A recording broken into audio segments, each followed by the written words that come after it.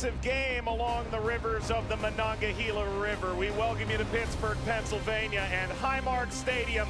The USL Championship kicks off a very busy Saturday night. Tonight's match presented by Allegheny Health Network. It's the Pittsburgh Riverhounds welcoming Detroit City. Mike Watts, Devin Kerr, happy to welcome you. A look at the Eastern Conference standings. And hey, Dev, I think everyone thought Pittsburgh would be in that mix to host a playoff game, maybe even get the bye. Detroit City, they have outpaced every expectation. They've got something to say about it, don't they? And both these teams are actually in quite similar situations. But with the schedule on the weekend, you look at Birmingham and Phoenix, the Rowdies and Louisville, you could continue to add to it. This is one of those games that everybody circled coming into this week saying, can't wait to watch those two do battle. All right, Pittsburgh went on the road earlier this year against Detroit, got a draw. That's one of the two draws they have this year. They've picked up steam a little bit. I mentioned the similarities between the two. I would say the resumes are the key thing that you want to look at. Pittsburgh, some quality wins.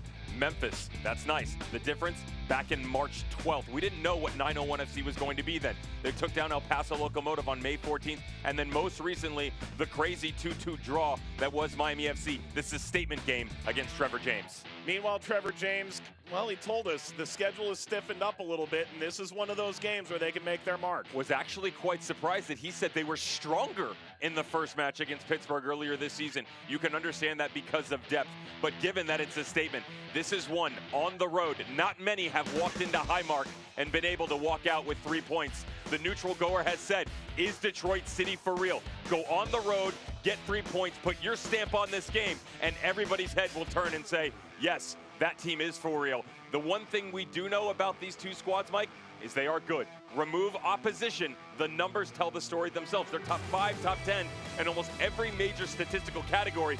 For me, I look mostly at the goals against and the shutouts. What you get out of Trevor James, what you get out of Bob Lilly is this evolution within a match where it's very difficult to figure out tactically what's being thrown your way. All of a sudden, two like-minded managers matched up against each other should be a great match. All right, we're closing in on kickoff in Pittsburgh. Lineup change for good reasons for Detroit. We'll tell you about that after the break. Tonight's match is presented by Allegheny Health Network. Riverhounds and Detroit meeting coming up next.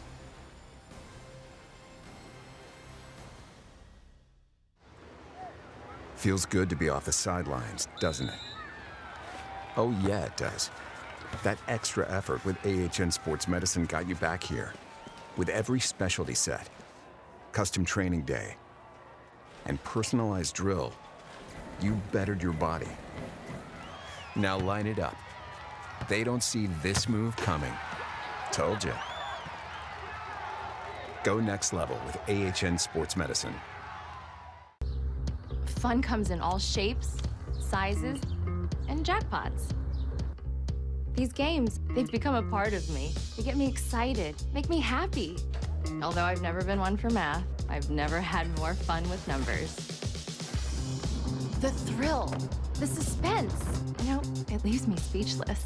But if there's one thing I have to say, it's how much I love it. There's a lot of love for the Pennsylvania Lottery, and when you see how fun it is, you'll understand why.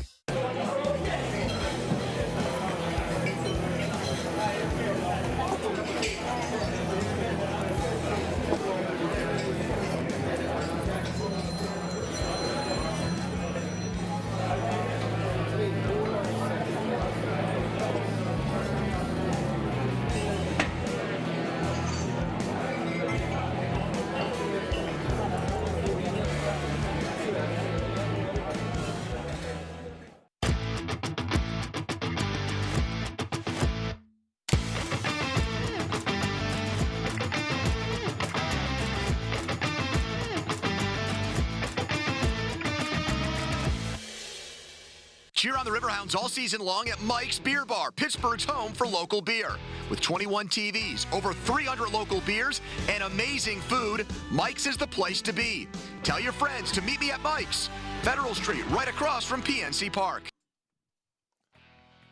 Welcome back. Tonight's match presented by Allegheny Health Network. The Paul Child stand is ready to roll. Pittsburgh welcomes Detroit alongside the Monongahela. Mike Watts, Devin Kerr, happy to welcome you. Teams ranked 3rd and 4th in the USL Championships Eastern Conference. get you set up for this match and take a look at the starting 11s for this one. We begin with Bob Lilly's Pittsburgh Riverhounds. The starting lineups are presented by Armina Stone. 4 changes, including the goalkeeper, Waite. That's the interesting one for me. Bob Lilly, again, the carousel that is the goalkeeping spot with Jamali Waite coming back in. The other spot of this is they turned in 2 different lineups. The lineup card to the league actually showed a 4-5-1. The one that the team itself put out was a 3-back. So don't be surprised if Nathan Dos Santos drops onto the back line into a 4. You pump Dixon higher, and you get into that 4-back style system for Bob Lilly. All right, let's talk about this for a moment. Zoe Rose Hopino was born on Thursday. We're told Molly, or Mom, I guess now, healthy, along with Zoe.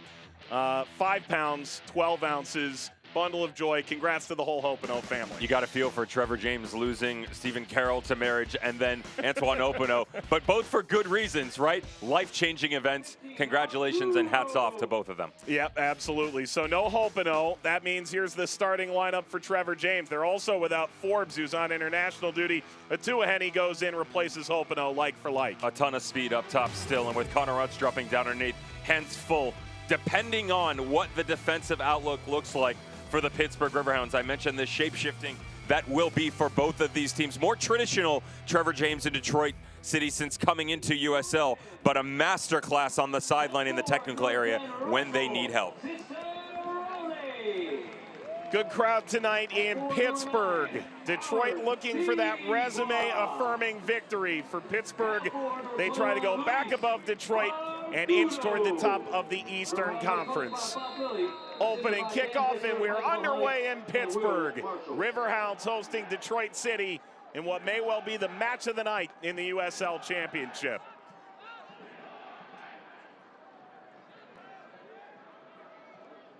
Pressure arriving from Pittsburgh. Wasn't there for Dequa. And Steinwasser will prepare to put this in play.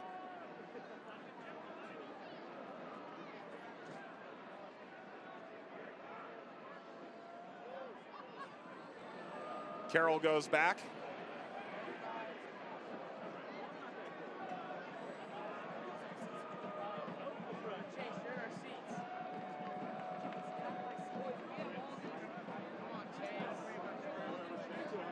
Ordonez. Dev, I think Detroit could bring 10 players, 11 players, 12 players. They would still play the same way. And they're certainly not going to be frightened on the road of bringing a little bit of pressure like this as Rodriguez took over briefly. They're not going to be frightened at all. That's one thing that I will give them a tremendous amount of credit for under Trevor James is they have a clear-cut identity, and they will walk into any venue and show themselves at the highest level. I mentioned coming in how the statement game for either one of these teams, it's the fact that, and they can't control it, who they play. But there are some people, myself included, that I want to see Detroit City go on the road and beat a Pittsburgh team, right? Historically, this is a very difficult place to come and get results. And so you can look around and say, sure, you beat Atlanta and you beat Loudoun. I'm ready for them to step out and say, we are the team that's here to beat because of the fact that we went and took down Bob Lilly. Rutz leaves it wide. Return clipped off of Wheat. And up over Dos Santos. It's a bit overzealous from Canardo Forbes.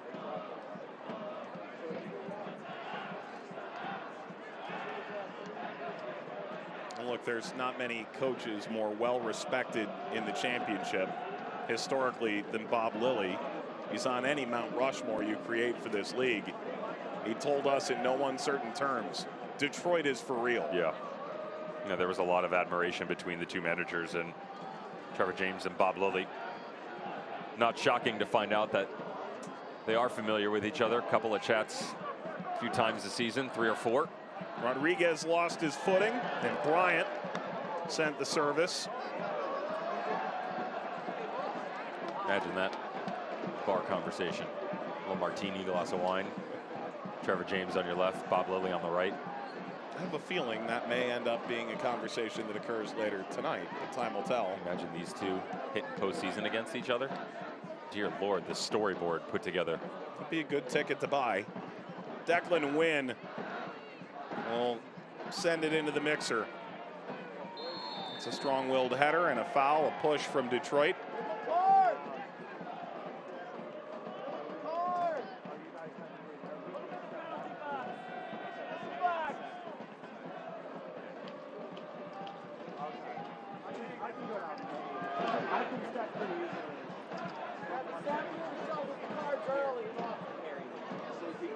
Wade will put it in play. It's another goalkeeping change. 3 different starters over the course of this year. Wade's first start was in the Open Cup at Cincinnati, and ultimately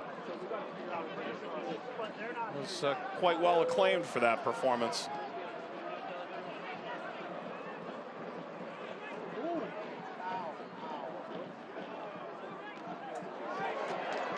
Taken away, Forbes upfield.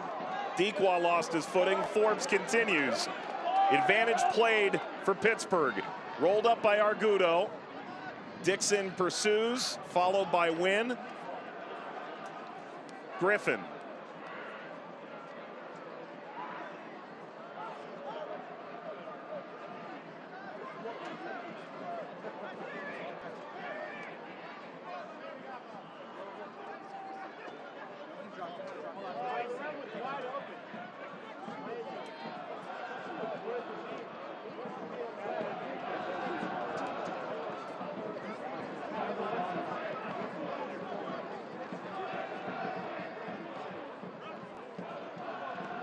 Dos Santos.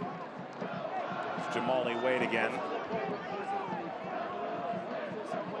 There's that little pinch back that I talked about from Nathan Dos Santos, Mike, where he can easily fluctuate. There's a little how do you do from Maxi Rodriguez onto the back line off the left shoulder of Jelani Peters. They're so good with that sequential movement. Alex Dixon really tells his own story on the right-hand flank, but the left, it gets very interesting quite rapidly, where they spread the 3 out. Jelani Peters will take a more advanced role. You'll see the distribution coming off the left foot because Dos Santos has come so high, and then in the blink of an eye, immediately retreats, dropping in to try and squander any opportunities in transition. That should be one of the keys for Pittsburgh tonight, with the way that Detroit City, so impressively, I might add, is able to move in transition. Peters knocking down Rodriguez.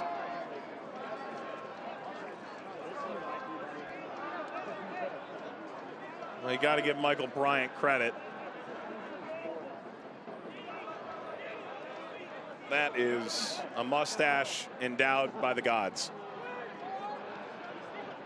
Dequa. Griffin. You heard that the magical staff of Jordan Burt in the Western Conference had vacated its rightful place, and he takes over. Yeah, it was a pantheon, but Burt's been thrown off the top of the mountain in Athens. That's a Parthenon, of course.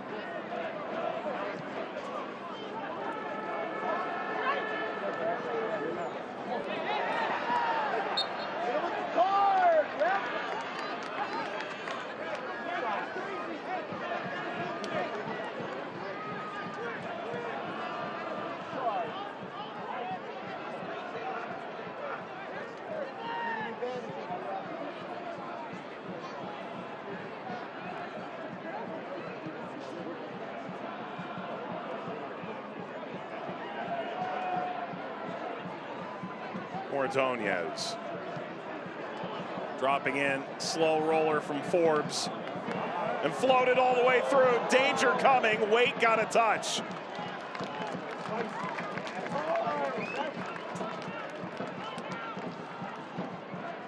That run from Atuahene started way back. It's quite fortunate that he does come off his line here, because he's expecting help, Jelani Peters. The quick little turnaround was caught by surprise, both by the run by Atuahene and Jamali Wade coming off. If not for the goalkeeper, that could have been 1-0 Detroit.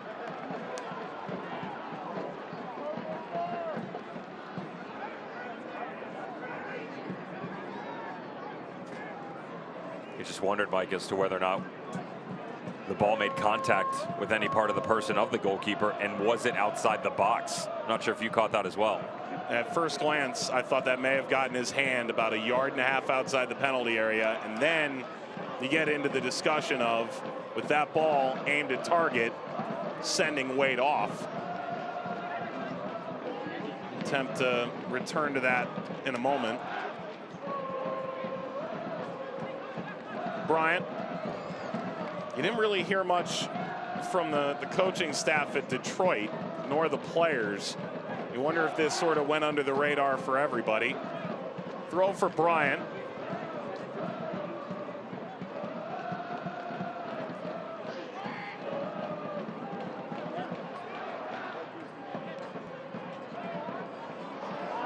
Spin through midfield. And all the way back to Steinwasser. The darkness is his ally.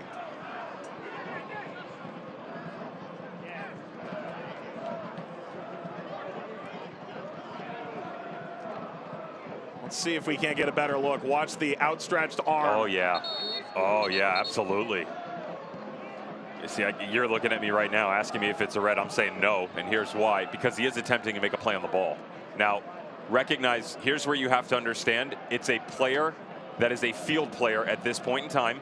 It is a natural movement on the ball. There is another player around, which means it should be a foul and a yellow card. If he comes to take the player and only takes the player out, doesn't make a play on the ball, remove the handball, now you have grounds for dismissal. But the goalkeeper himself has come off his line and is trying to get into a tackle on the ball. The fact that it hit his hand is no different than any other player in that situation. If that's a strike on goal and it hits the player's hand, it's in an unnatural position away from the body, yes, but he's still trying to make a play on the ball. Still a yellow card either way. The question I'd ask you, A, he is the last player back. The ball is being shot toward target. I'd make the argument that he was the last player back because of the fact that Jelani Peters is right there too. Ball shot on target. Is it a shot? Ultimately, that's referee's discretion. That's what I'm saying, is the subjectivity of this. You and I get an opportunity a lot to chat with some of the pro guys and guys that are doing both USL and MLS level games. And there becomes a lot of these areas, Mike, where referees have to take into account of what they see, not what we're seeing. How does it play out in their mind? Dixon turns it backward. Ball across. Dequa.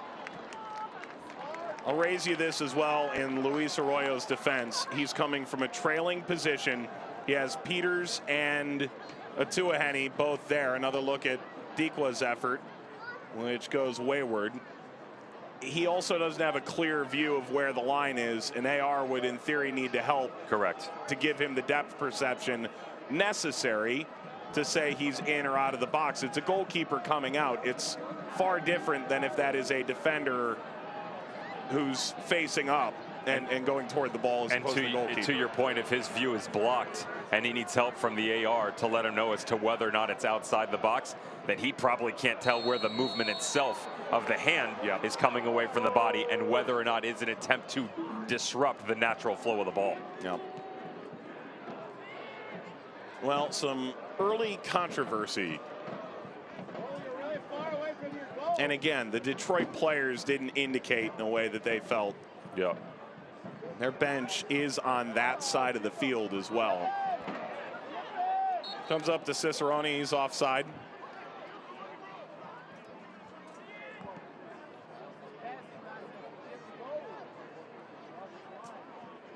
Rumor has it there's some folks that went to St. Petersburg for the Louisville-Tampa Bay Rowdies game tonight, which has been pushed to tomorrow due to weather conditions inhibiting the ability for the Rowdies to get home from Tulsa. Apparently they're stuck in Dallas. That's a whole different state. Nevertheless, watching this game, because they don't have a game to watch themselves down in Florida tonight. A shout out to the Lou City faithful. Hang 'em high actually sent it out. Feel like I'd give a little love to the crew because we've been stuck there. We know what it's like. Great town to be stuck in.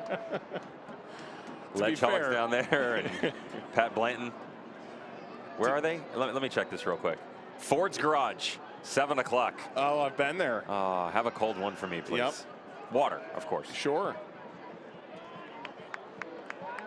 Bouncing all the way down for Bryant. He kept that in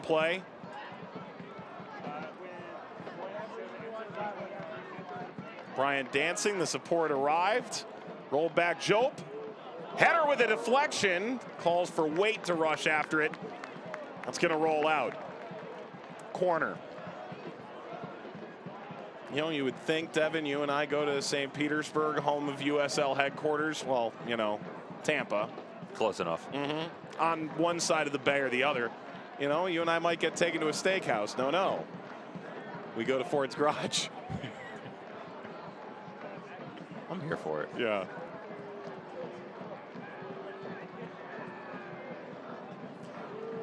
Rodriguez.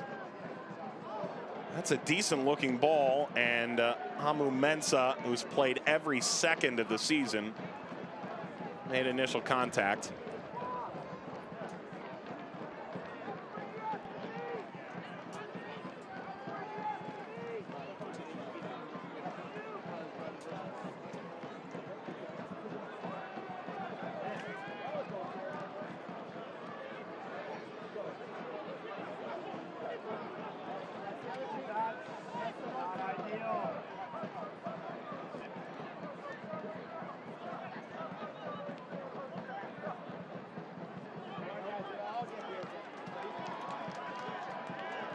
Contact arrives, playing through Dequa.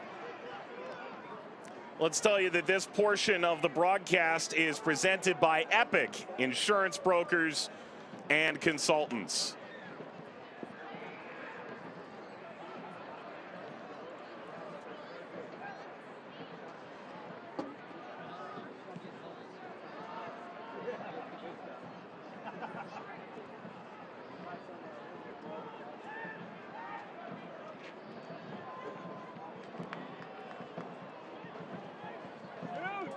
Brought down by Bryant.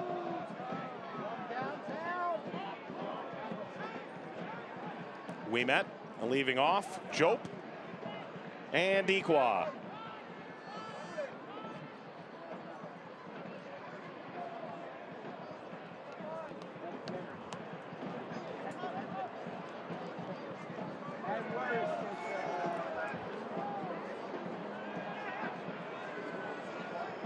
Peters.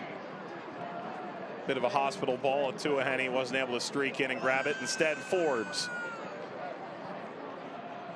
That's simple enough from Steve Carroll.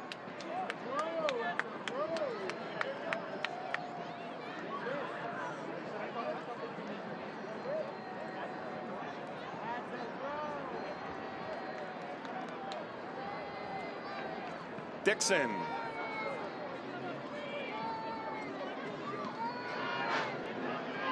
Bryant. Pulled in by Dos Santos.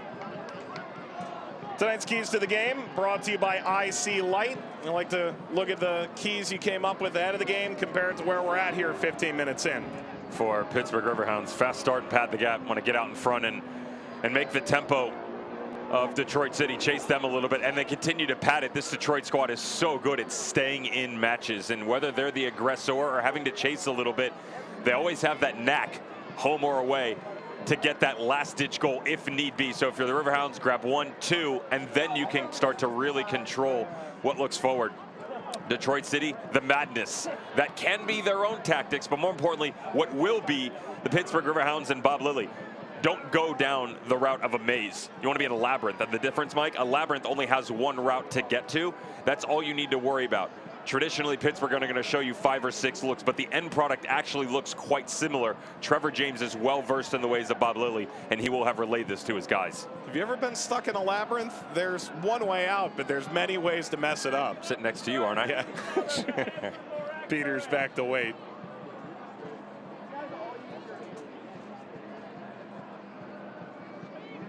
Well, hasn't been much madness yet. No, there's just an incredible amount of discipline within this Detroit squad.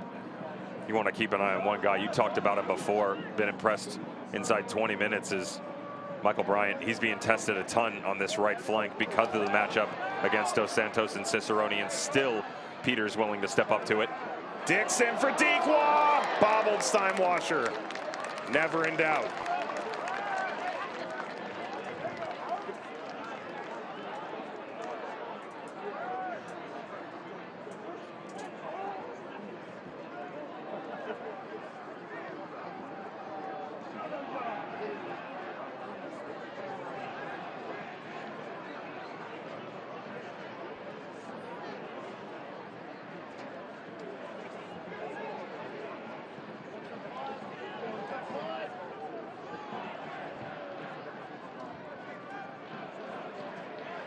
Forbes for Dequa. That extra bounce away enough.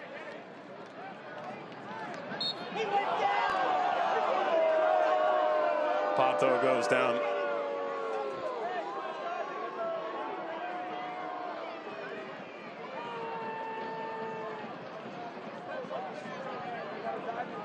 And the balance that has to be defensively on one side, and the ball coming out off the back line for Detroit City on the other. Not exactly sure I agree with the referee on that one.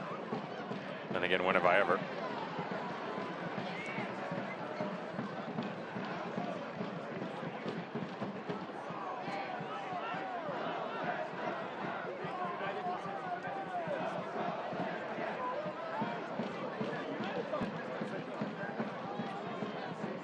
Henny and Bryant. Bryant able to get that through. Well, you see Cicerone put it out over the near touchline. First ever opponent in the championship that Detroit has played twice. 1-1 draw earlier in the year, coming off a week in which they, as players, got 4 days off. Trevor James told us he had no time to work on his putting. Instead, looking at ways to perhaps increase the roster size, but watch a lot of film, including 5 Riverhounds games, which probably gave him a look at 37 different shapes. Pato, that's over the line. I wouldn't undervalue that, by the way. 37 might be a little short on your part. It's easy to chase this team. I mean, you know, we talked to Trevor James about it. I made the reference on the call with the manager about what Anthony Pulis told us in the lead into that game. You show up thinking it could be this. It quickly turns into that. And then 45 minutes in, you've seen 4 different looks. And I'm not talking about guys out of position. I mean, full-on tactical changes. You know, the look that you're getting right now, where you've got Cicerone, Dequa, and Luis Argudo on the front line. Normally, Albert Dequa is going to sit in the middle. Cicerone, over the course of this season, has tucked in underneath. Instead, he's jumped up a lot to that central location in the 9. In their last match out, Pittsburgh Riverhounds, you had Danny Griffin, who basically dropped underneath into a lone 6 spot. They had the wingbacks with the one floating midfielder, kind of closed down all outlets, and even Bob Lilly said, yeah, that's how we started. Yeah. But I thought about changing at halftime. I changed 10 minutes in, and I changed it 15 minutes to go. He is, and I actually would say that both he and Trevor James, in terms of the tactical capabilities on my side, are probably the 2 most fun to watch for me, just because you have to be a student of the game and be willing to focus on every single minute detail, because that's what they demand out of their players, right? You'll ask Atua Henny to play up top alone in the 9, drop on the right, on the left, always breaking in speed. Attempt at a bike, and the referee saying Rodriguez, as a fan will say, that's dangerous, sir. A very respectful audience here in Pittsburgh. How about this one from Maxi Rodriguez and how honest he was about his scout? Yeah. Bringing him in and maintaining with the club, saying, you know, when he came in, he told me he was a 6. And as he continued his game with us, and then we moved into the championship, I said, you're much more than that. You can be an 8 and 10 and help us way further down the depth chart than you think. So what's happened this year? 3 goals and an assist, thank you very much. And that doesn't even include what he's been able to do during Open Cup play. So when you circumvent everything we've just said, let's just leave it at this, it's never dull, is it? Well, in the fall in Nisa, 7 goals then. He was the 4th leading scorer in the league. I always knew he had a tricky element about him. Cicerone goes down under the challenge of Carroll.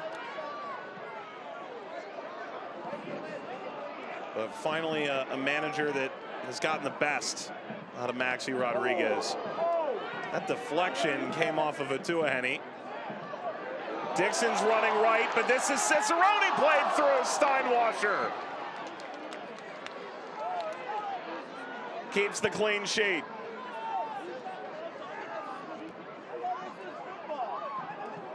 Rodriguez, Atua Henny held it up.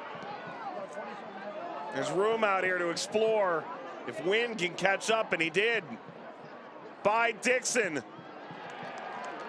Header steered out. Danger still on. Jope. Amu Mensah. He'll navigate around. Followed by Argudo. Uh-oh. Ah. Did that find the river? This can easily open itself up. There's a little pinch in by one of the front line and Luis Argudo, and then his counterpart coming all the way back across and Russell Cicerone.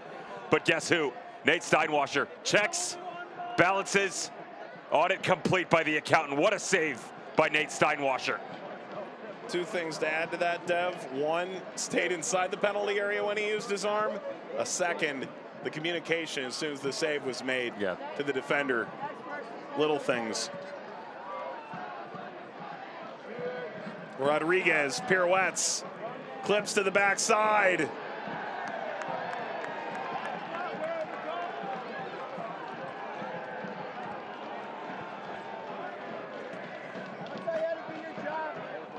As a Penguins fan, I know there's good Penguins-Red Wings beef. I don't know where it stands with the Lions and the Steelers, the Tigers and the Pirates.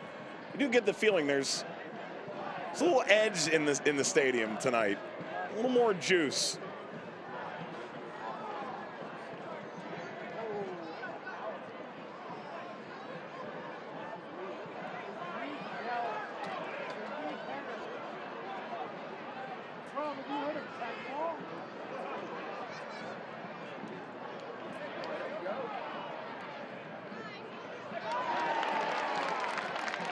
Argudo making friends.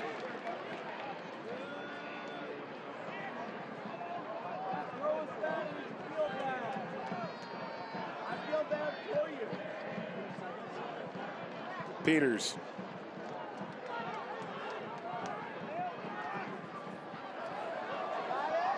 It's going to get out. You got to give that Select ball back. But we can tell you that celebrating its 75th anniversary, Select is proud to be the official match ball supplier of the USL Championship. Choose what you play with. SelectSportAmerica.com. Select. League's choice. Player's choice.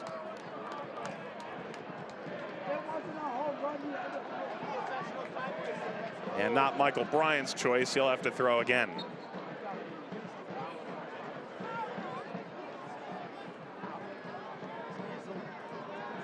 Good from Peters.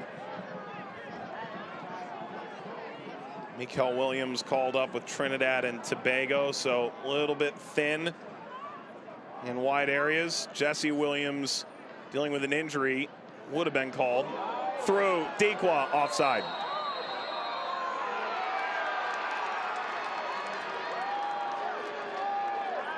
Immediately the conversation, though, with Stephen Carroll and Carl Ouimet because of the rotation that is. You're seeing a ton of movement on the front line for the Pittsburgh Riverhounds. We just talked about Luis Argudo on one side, his running mate on that right-hand flank, and Alex Dixon. This time it's Alex Dixon willing to attack the interior, and the little pinch out from number 21, and coming all the way across is Albert Dequa.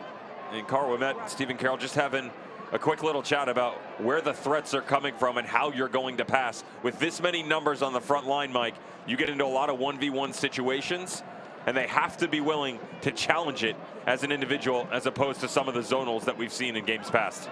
Bryant touches central, and Griffin for Dequa.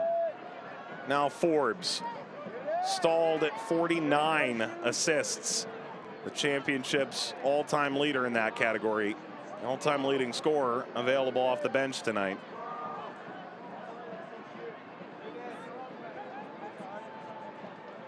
Forbes. Argudo reverses, clipped across Dixon. And down to Bryant. Oh, that'll do the job from Pato just fine. And over the top, Atuahene.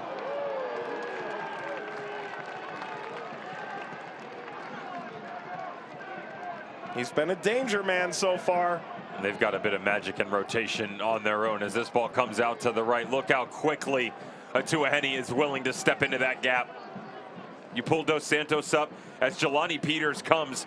Now you've got isolation and speed in a one-on-one with Arturo Ordonez and Francis Atuahene. Trevor James will take that any day of the week.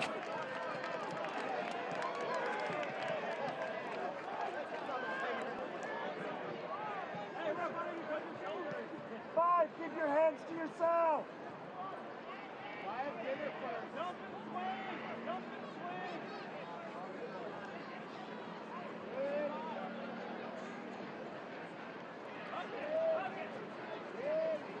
Forbes.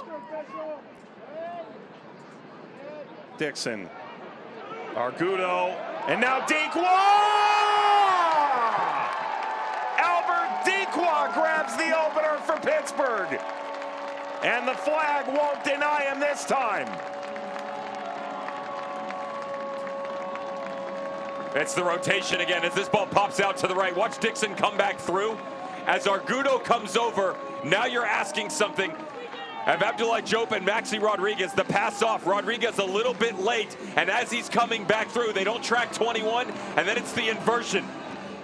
The standing run of Michael Bryant, he thinks that it's going to go to Ouimet. Instead, he pops in between them. Slips this thing on a platter, if you're Luis Argudo, for Albert Dequa to net his 5th of the season.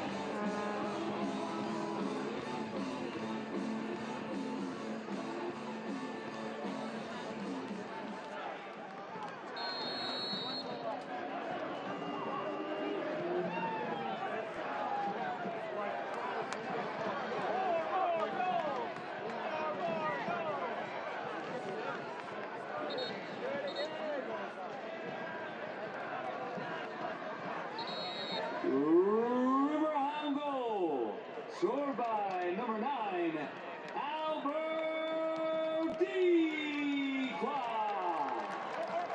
Away from Rutz. Luis Argudo. Pittsburgh a perfect 6-0, 5-0 in the league on their home ground, and they start off in a winning position just shy of the half-hour mark. Not that that should give them all that much appeasement, given Detroit's pretty solid record when coming from a trailing position this year.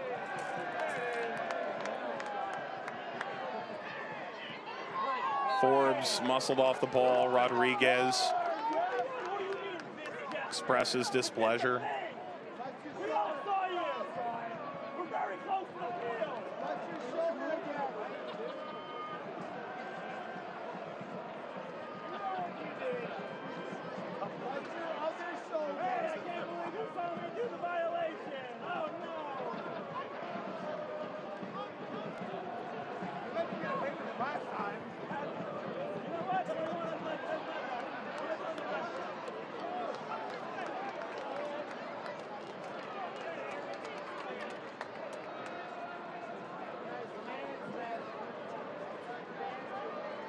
Throw for Dos Santos. Forbes.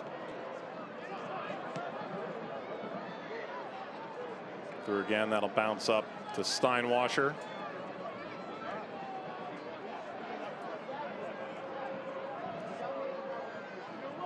And all the talk about, rightfully so, Bob Lilly's comments about Detroit truly being for real in this, their first year in the championship. Said there are no attaboy moments tomorrow night when we spoke to him yesterday. Especially after a road trip in which they only took 1 point. Ultimately felt like they played pretty well on the whole against Tampa Bay and Miami.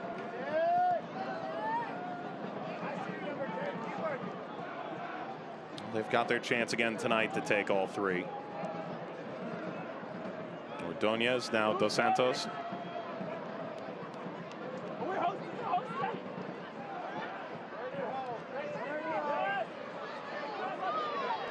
Waiting for that to hold up. Dequa offside.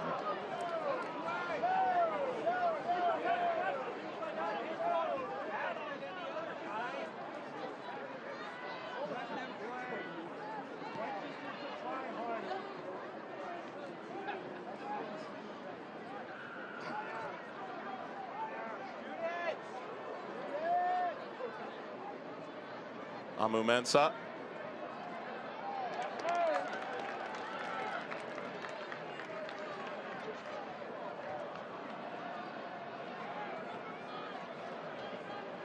Yeah, it's close.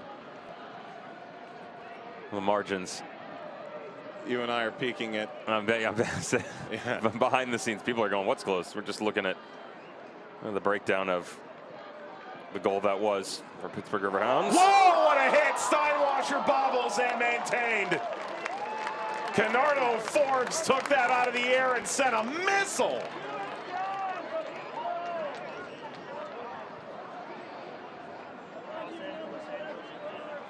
All right, we don't need to look at the last goal anymore. We need to see what just happened there. Steinwasser took one for the team. Don't hit it much cleaner than Forbes just did. Rodriguez couldn't catch up to it.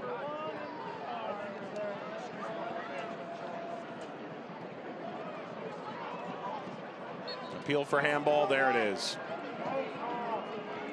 Luis Arroyo bringing play back. It was pretty well timed on the build-up for the goal, and then as this thing pops back out, it's just an unfortunate clearance by Devin Amumensa.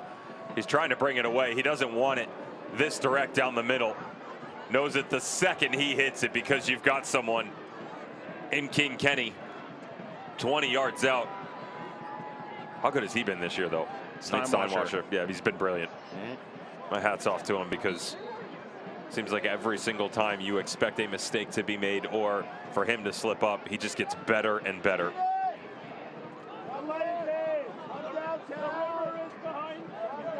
Rodriguez floating. There's Waite.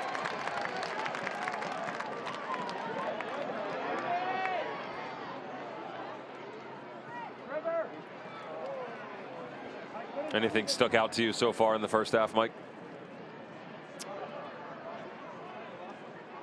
I'd argue Detroit more or less is exactly what we anticipated coming in. On the road, no fear, get that right fullback really high at times, very compact defensively when they need to be. They've made life difficult. Forbes, Detroit maybe a little more defensive perhaps than I anticipated. I'm a bit surprised in that sense, and also the balance for both teams. They're pretty much only attacking on their right flanks. I mean, everything is to Luis Argudo, Alex Dixon, everything's into Michael Bryant, ball up over the top, whether it be for a Tuaheni or trying to play off Pato. I mean, Declan Wynn, correct me if I'm wrong, that's the first time we've said his name outside of the opening 5 minutes when you kind of ran through everyone. Infrequent. And that's not a knock on him. That's just kind of the way the game is going right now, right? There's an Opta heat map that would probably make this point analytically, but eye test certainly says so.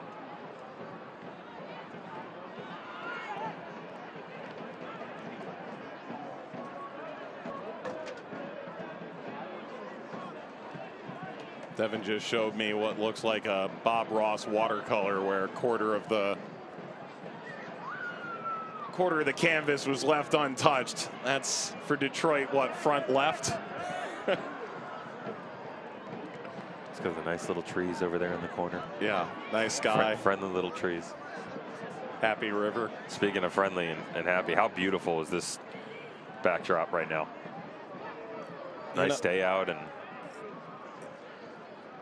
you can certainly say there are unique places to watch a game in this league. As far as the backdrop outside the venue, as this rolled ahead, contact on Amumensa.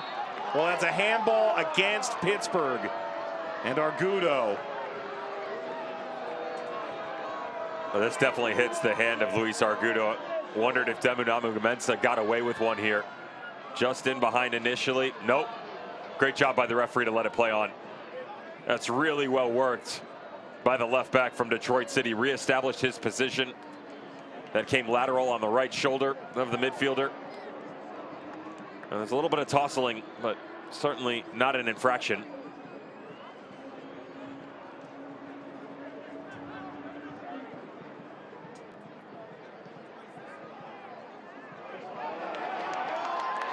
All the way through Dequa. Carroll in pursuit. Dequa rolled this away from the post.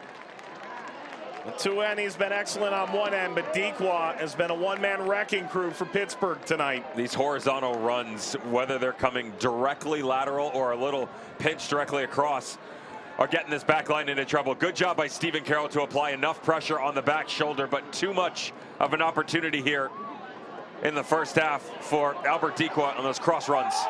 Steinwasser looked like he got the ball. Referee gesturing corner.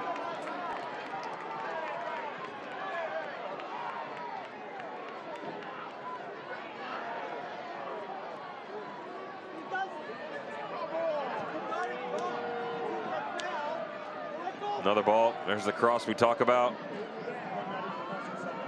Oh, that angle is a little difficult to tell.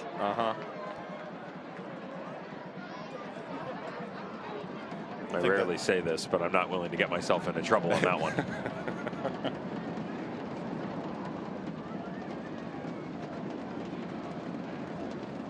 The stadium will rattle a little bit.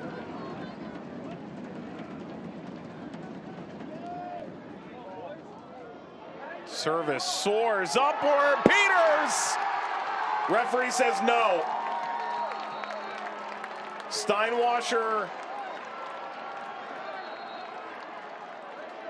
having words. This net has caught about 10 fish.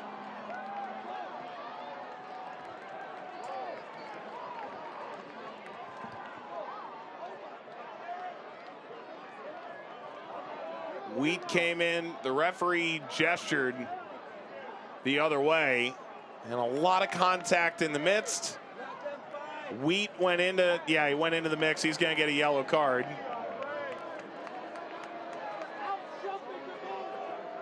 Just see the run itself from Shane Wheat. I thought he went straight up here. Now, that's a good goal. I don't have an issue with it at all. Shane Wheat's actually being held down by one of the Detroit City players. By Ouimet. Yeah, watch this. Carl Ouimet holding him down. The header itself actually comes off of Jelani Peters. Carl Ouimet is holding down Shane Wheat. Now the argument from Steinwasser is as he comes over that he's impeded. If you wanted to make the case that Jelani Peters starts to obstruct the run of Nate Steinwasser, that's a much better case than what was just given to Shane Wheat and Pittsburgh Riverhounds.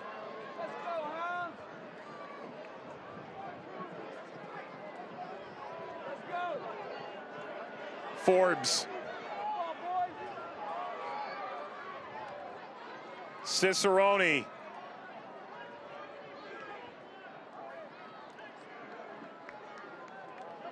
Well, thoughts and prayers for the shader at this game.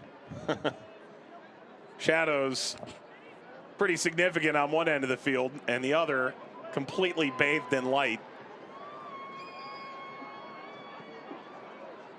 Pinged cross field and brought down by Forbes. Slips it ahead, Dequa. Back out Dos Santos. Cracks it across. Sits up kindly Griffin. Rutz took the brunt of it.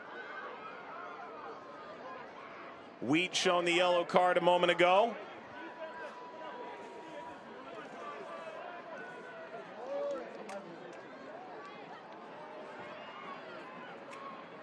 Dequa.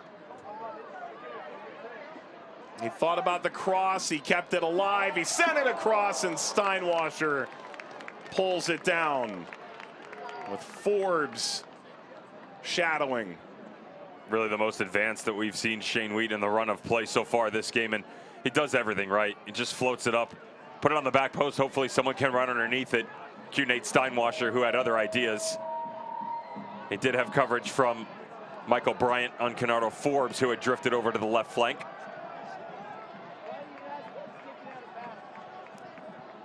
I told you, and here's the thing about Detroit City. You can definitely make the argument that Pittsburgh's been the better team. They've had the better opportunities, and yet it's still 1-0. Key coming in, Mike, said you gotta pad that gap a little bit here. They haven't done so. I'm very cautious if I'm Bob Lilly coming into the second half. See if you can grab something just before, because this Detroit team, they just need an extended conversation right now with Trevor James on to some of the marking for the back three, where the runs are coming from, and assisting them in that process for Declan Wynn and Michael Bryant. That's where most of the issues have been. Wheat.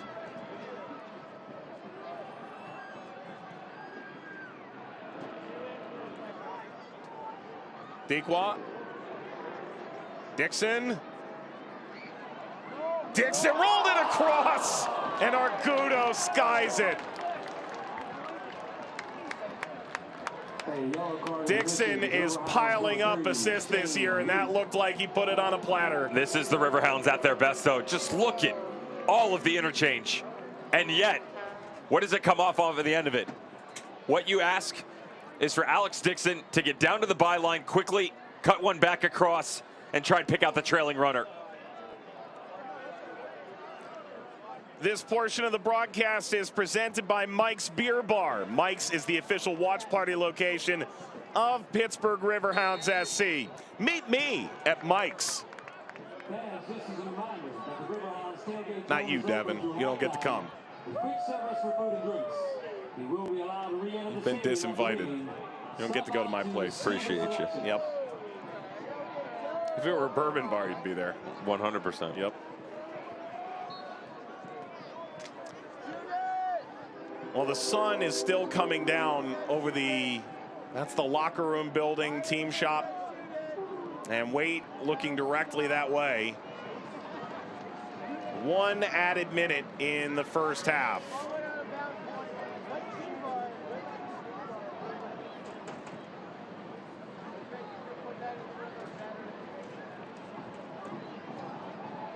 Fans, just as a reminder that after the game, players will be signing autographs with fans. Austin Saney is holding that board tonight.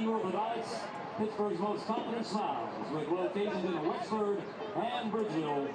Visit them at Mensa, Wheat.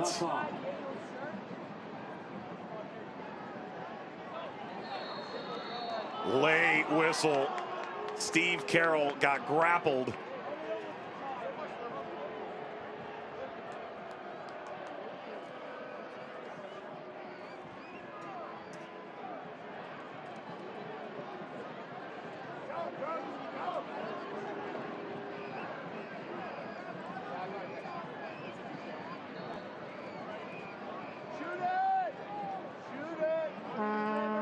Rodriguez might be the last effort of the first half. Into the supporters section. And this should take us to halftime. Pittsburgh a 1-0 lead, Devin, at the intermission. I would just say overall that it's a very well-worked half for the home squad. Ton of quality chances. Hit the 8x8 a couple of times. Nate Steinwasser stepped up in the absence of some of the help marking-wise on the back line. I go back to my comments right around the 43rd minute, Mike, of this just needs to be Trevor James saying, Michael Bryant, Declan Wynn, and the other back three. Get them all on the same page with all the rotation. Keep the game in front of you, and then you can start to attack when it presents the opportunity. So Pittsburgh with a good crowd tonight. They give them something to cheer for in the 30th minute. Dequa the go-ahead. 1-0 Riverhounds at halftime.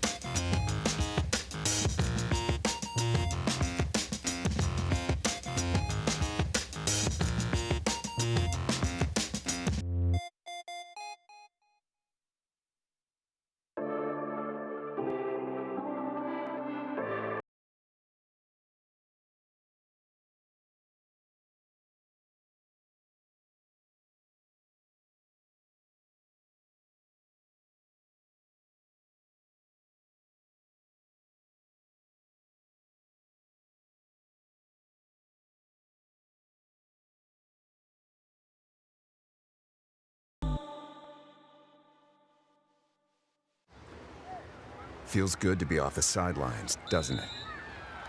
Oh, yeah, it does. That extra effort with AHN Sports Medicine got you back here.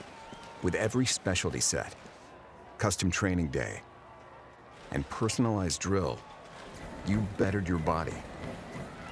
Now line it up. They don't see this move coming. Told you. Go next level with AHN Sports Medicine.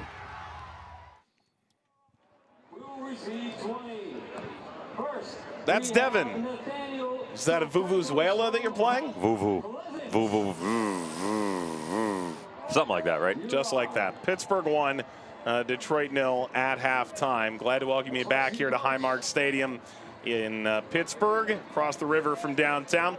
Let's get you caught up on what things look like in weeks to come for these two sides, as it should be a fairly exciting run of games.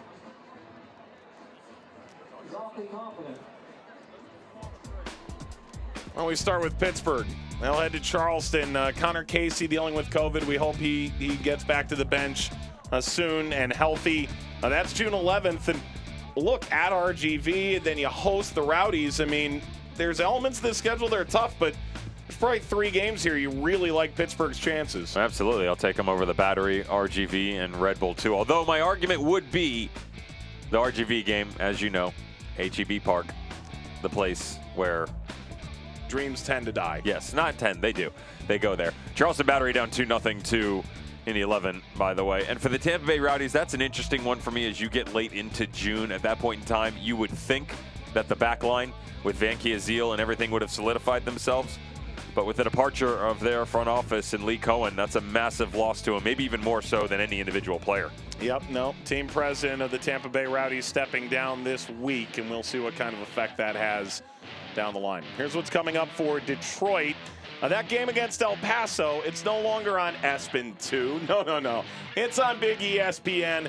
You and I had a chance to chat a little bit with Trevor about this, Trevor James, and he goes, look, it's going to be a great opportunity for us and our fans to put our best, most professional foot forward and show everybody from an individual basis, club basis, and hopefully with a victory, exactly what Detroit City means. Selfishly, I like the tactical side of it because of the strength of schedule that they're running into right now, where you play Pittsburgh, your Sacramento, your El Pasos, your 901 FC, and then the open-minded club of Las Vegas Lights. You're going to get a real good idea over this 5-game stretch of exactly where Detroit City stands in the grand scheme of things in the USL Championship. Yep, that's it. And there's a look at downtown Pittsburgh. It glimmers as the sun sets here. The Riverhounds glimmering after 45 minutes. Dequa the opener in the 30th. We've got plenty more coming up here from Pittsburgh after these messages.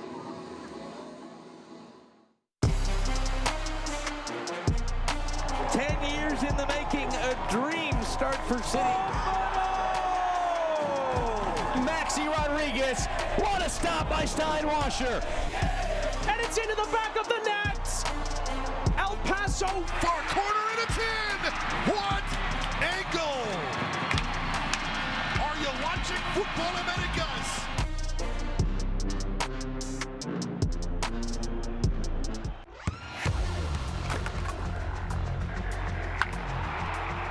We all have goals. But let's be honest. Most of us aren't going to be professional athletes. But if your goal is to finish your degree, we can help.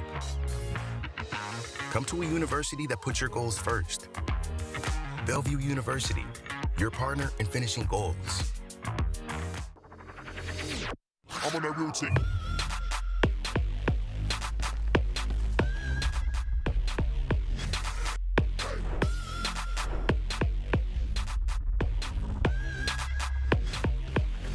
I'm on that routine.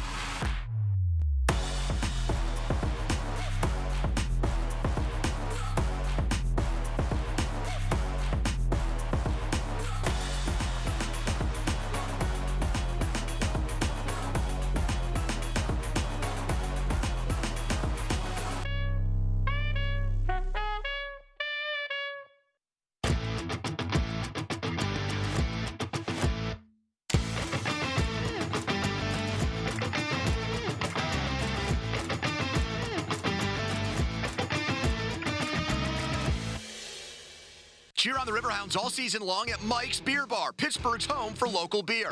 With 21 TVs, over 300 local beers, and amazing food, Mike's is the place to be.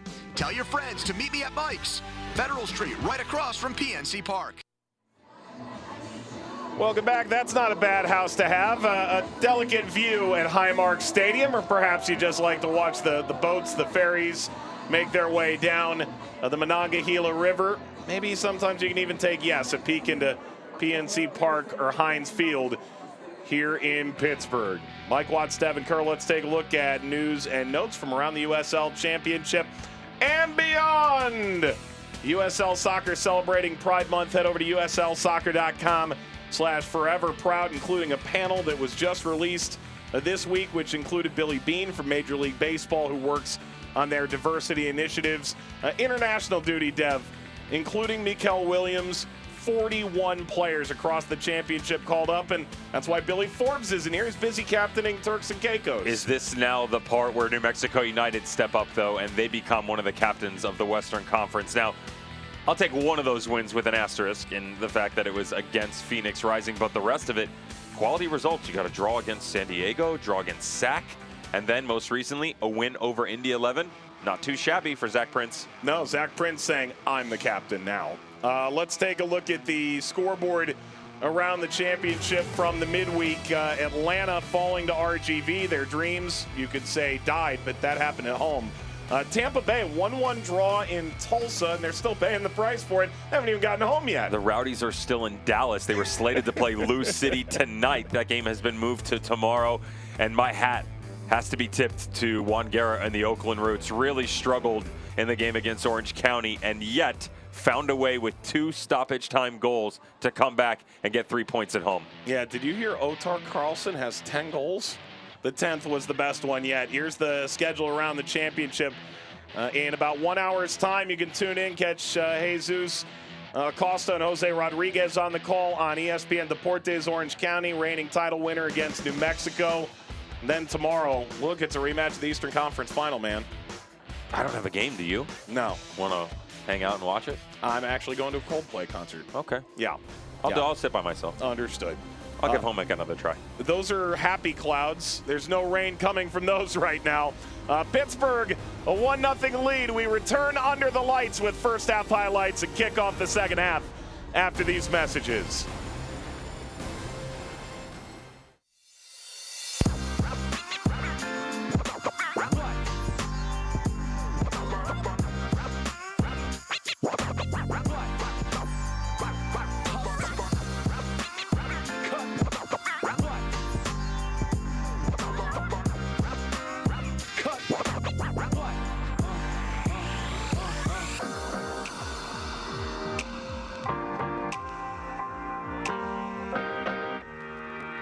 Cheer on the Riverhounds all season long at Mike's Beer Bar, Pittsburgh's home for local beer.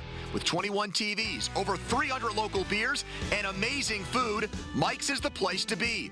Tell your friends to meet me at Mike's, Federal Street, right across from PNC Park. Fun comes in all shapes, sizes, and jackpots. These games, they've become a part of me. They get me excited, make me happy. Although I've never been one for math, I've never had more fun with numbers. The thrill, the suspense, it leaves me speechless.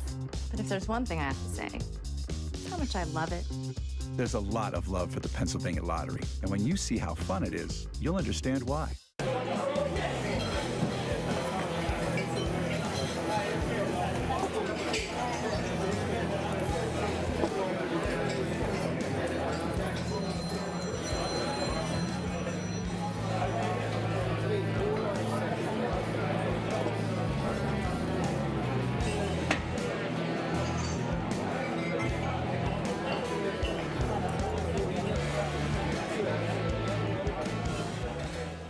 Cheer on the Riverhounds all season long at Mike's Beer Bar, Pittsburgh's home for local beer. With 21 TVs, over 300 local beers, and amazing food, Mike's is the place to be. Tell your friends to meet me at Mike's, Federal Street, right across from PNC Park.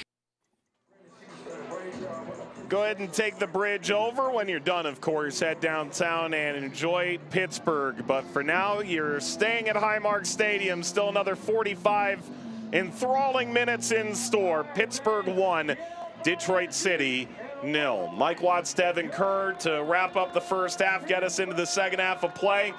We'll look at the first half highlights, and we're going to start, why not, about the 7th minute of play. This was a game that, look, it took a little feeling out, and you got the feeling talking to both coaches it was going to go that way. Yeah, but I would say that traditionally we knew exactly what was going to come from Detroit City, and we saw that immediately. Balls up over the top, trying to find a way in transition to get in behind, even in the absence of Antoine Opino. A missed call of sorts.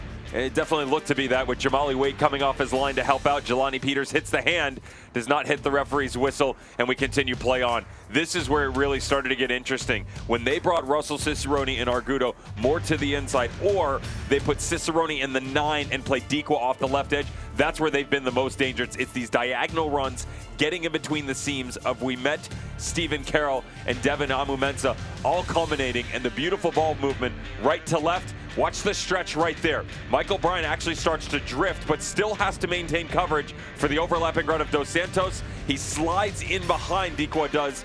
Bryant and Carl Ouimet cuts right in between he and Stephen Carroll. There's daylight to play with, and he makes him pay. Dequa narrowly onside by the outstretched Amumensa. And Pittsburgh grabs the lead and maintain it through halftime. Here's a look at the halftime match stats. 9 shots apiece. Detroit more of the possession. Yeah, but the fact that they only hit the target once, that possession battle started to rise up drastically as we approached halftime.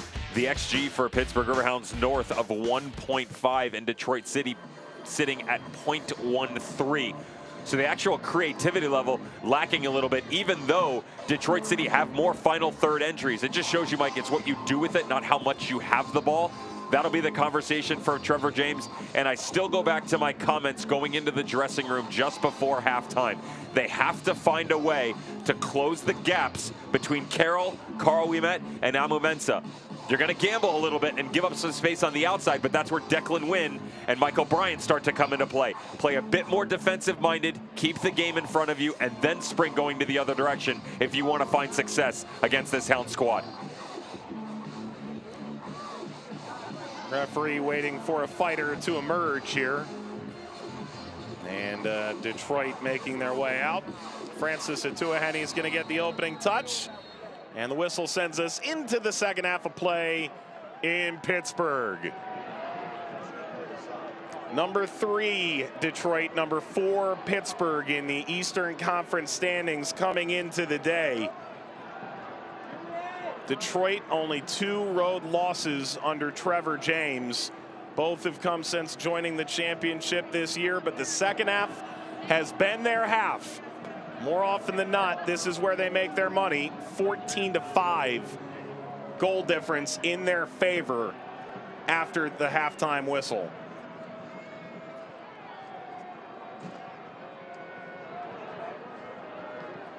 Good stretch. And we'll come back here to Steinwasser.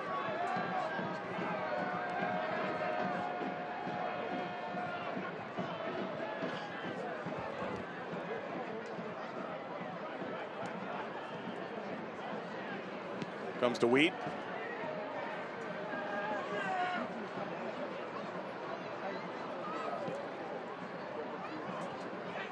Amumensa.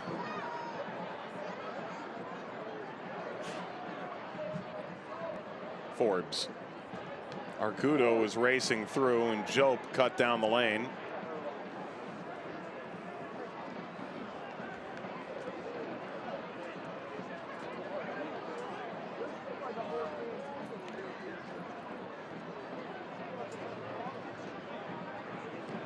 Wheat.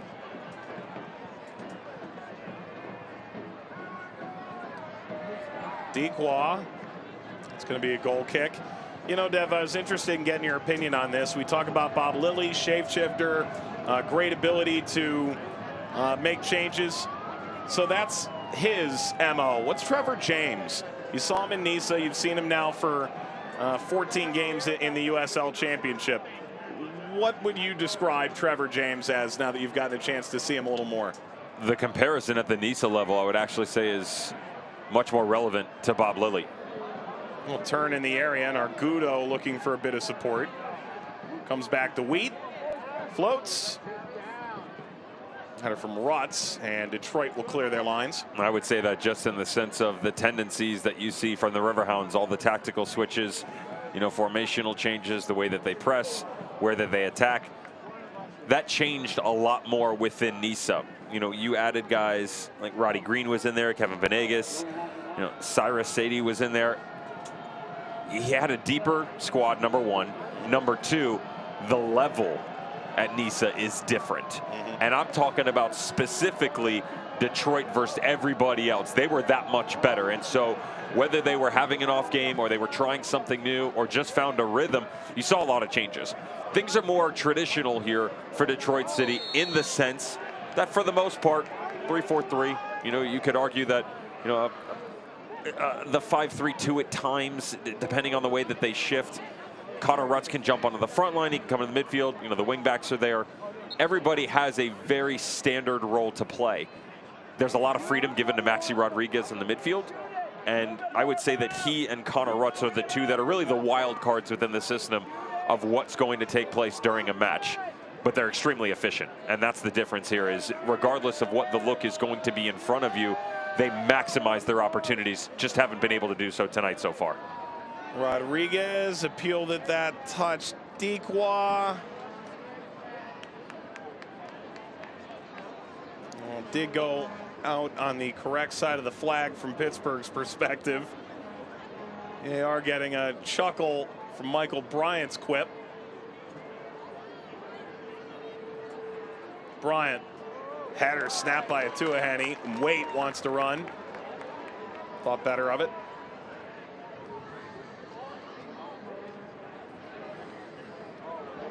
Waite came out of the Union Academy, Philadelphia native, played at Fairleigh Dickinson, was first team all-conference there, and then transferred up to UConn. Was a trialist this year. Come the Riverhounds into the penalty area. That was good from Jope and the support from Carl Ouimet. Rutz.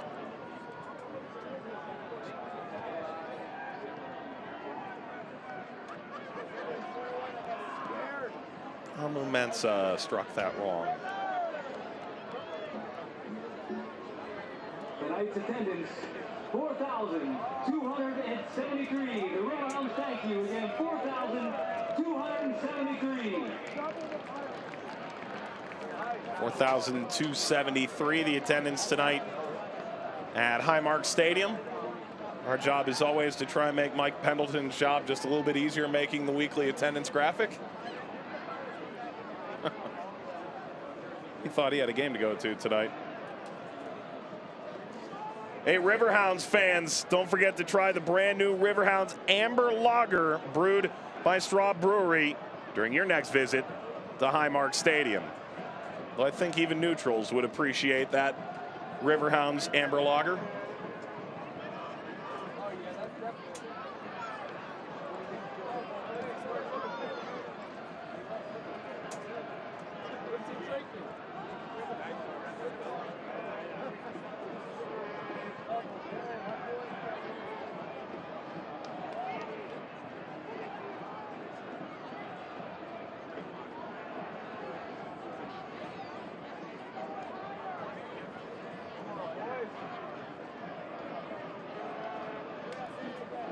Forbes.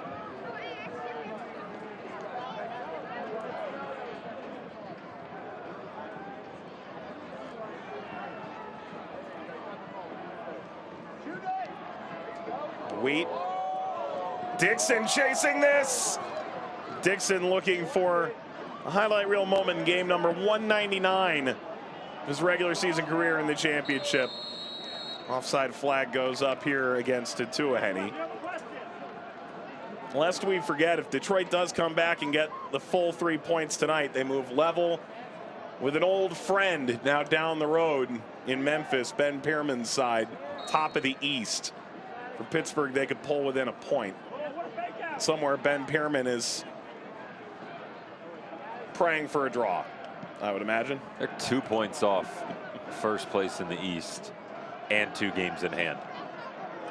Pretty good. Well, it's about to be 3 after Louisville plays tomorrow. Although I believe Memphis and Atlanta play tonight, so it's still 2. Someone earlier said in the first half math wasn't their strong suit. I'm just assisting them in that argument. I heard that in the commercial, and I immediately thought, Devin, you could make pizza too. Carroll.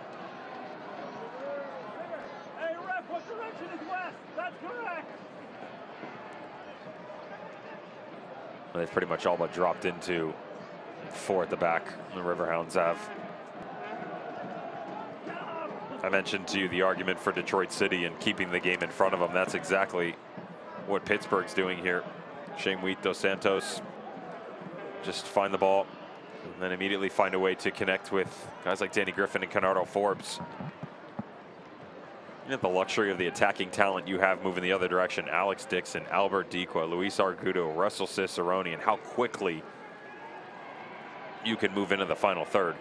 And you've left Dane Kelly available off the bench. Well, they've got a lot of guys who are just talented on the ball in general. Yes, you've got the goal scorer, Dequa, and Dane Kelly. You've also got Angelo Kelly, Mark Ibarra, Toby Sims, all of which just drop them right in. Very much plug and play. It is the area that you have to feel for Detroit is their lack of depth. Now, you could make some of that argument is due to injury, although it was nice to see that Brad Dunwell's name was included on the team sheet tonight as an available substitute. Matty Lewis and what he's had to deal with. They just don't exactly run too deep, and as the games continue to pile on, you know, can you maintain the same sort of consistency and level, home or away, that we've seen over the opening 10 matches this year? Bryant. Wait. And look, Lewis, you're losing a defender, and they've found a way to plug and play in the back a little bit without the proud Fordham alum. But now you lose Billy Forbes and Antoine Hopino, one to international duty and the other, his wife, giving birth on Thursday. Tua Henne off the mark. So you've had all these midfield and defensive losses, but now if you're Detroit, you've lost 2 attacking players as well, and going to Pittsburgh, it was already a tall order.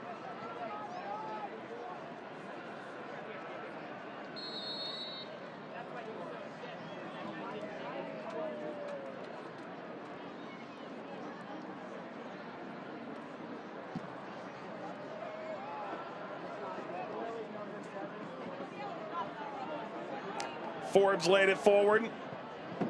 Argudo, Amu Mensah, read that like a book.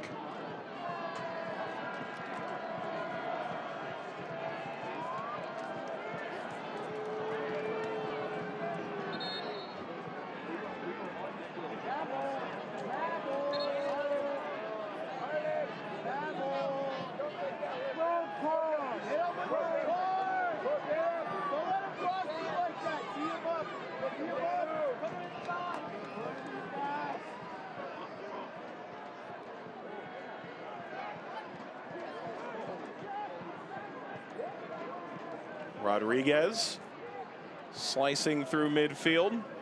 Bryant returns. Dequa pressing in a one-man mission. And now Jope.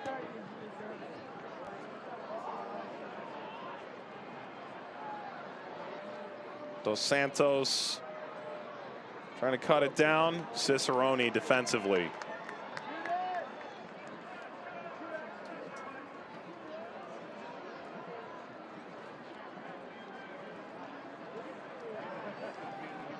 Ball roll back here.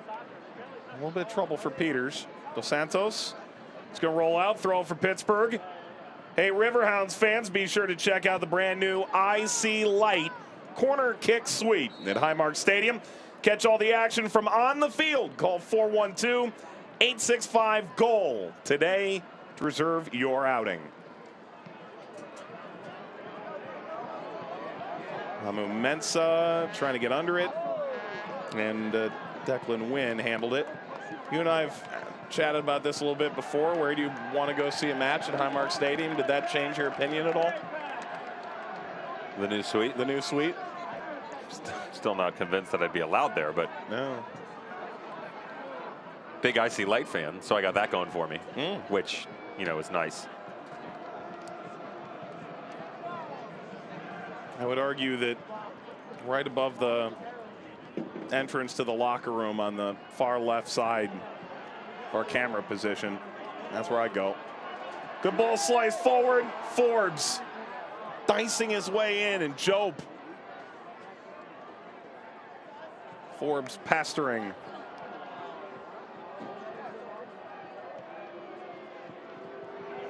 It's not a bad seat either. Ground level, I'd be with you on the west side, at least according to the peanut gallery. That's where it is.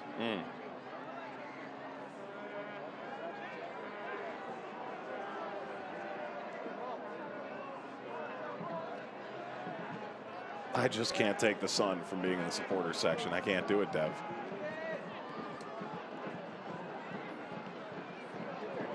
Wheat.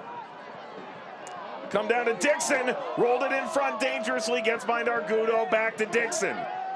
Dixon. Steinwasser. Watch this take a couple delicate hops. Spinning back to him. That's a heck of a ball by Alex Dixon.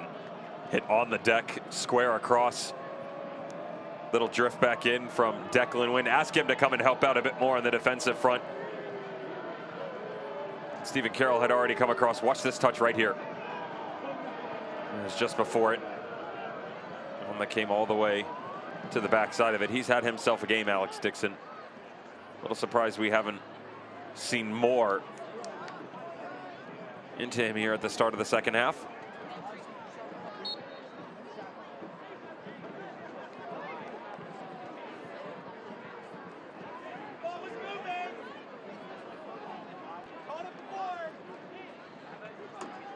Griffin. Wynn won it back. Amu Mensah ahead Rodriguez.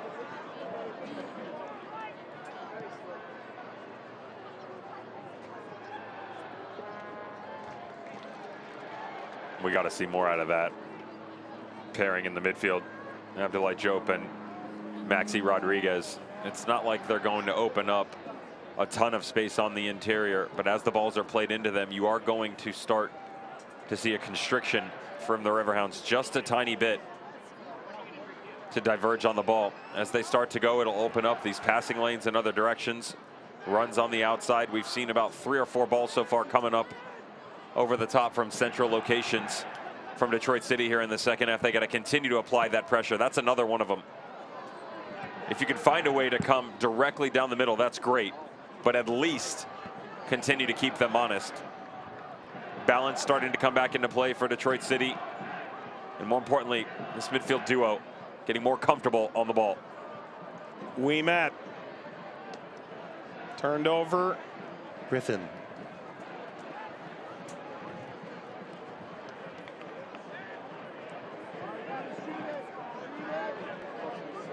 Wheat.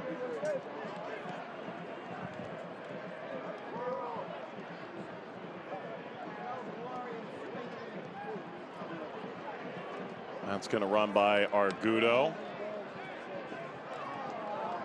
Hey, don't miss a minute of the action in 2022, whether your club is on the road or at home.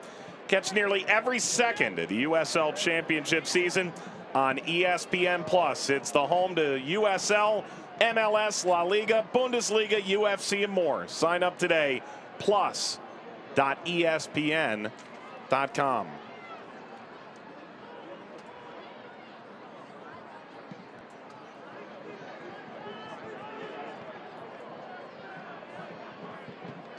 Not a lot to get you caught up on here on ESPN Plus at present. There's plenty of action in the Central and Mountain Time Zone and out west tonight. A couple East-West games. Hartford, El Paso down in Texas. Birmingham going away to Phoenix. At Orange County, New Mexico United games on ESPN Deportes. Ball ahead, Cicerone, and we met. Will walk away, no crime committed. There is one other concurrent game, Dev. Indy 4, Charleston 1. Ouch. Can't say that about this challenge. There's hands extended away from Carl Ouimet, but not that much really put onto the backside of Russell Cicerone. The slate of fixtures a bit different than what we saw last week. For me, Mike, left me, I don't know, yearning for a bit more in the matchups. We have a ton this weekend. You look around, it's very difficult in my eyes to pick out one that you could definitively point your finger on. Compass was misaligned for Cicerone there. You could look at Pittsburgh, Detroit, Miami, Tulsa, Orange County, New Mexico, Sac, San Antonio, Phoenix, Birmingham, Tampa, Louisville. Spoiled is the right word. Did you say Pittsburgh, Detroit, or were you just assuming people had already tuned into this? No, just assuming that they were already tuned in. I would hope so. By the way, Pino and Arteaga hat trick for Indy. Augie Williams scored for Charleston.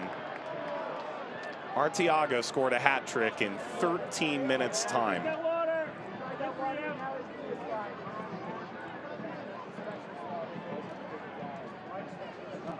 We met in Cicerone. Clear that up.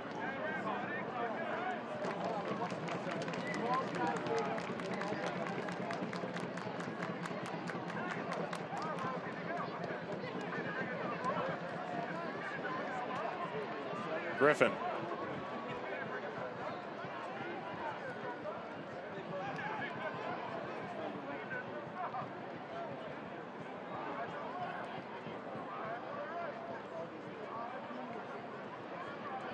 Turned over, Griffin. Griffin rolls ahead. Good save, Steinwasser. Attempt to recover it from his backside. Kept away from a second opportunity for Pittsburgh.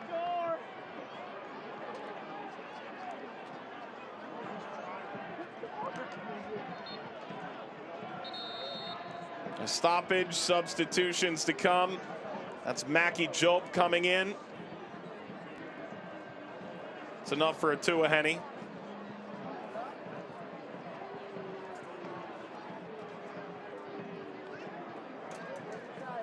Too much chasing being put in up top right now in a partnership between he and Pato that never fully matriculated onto the field to play, Mike.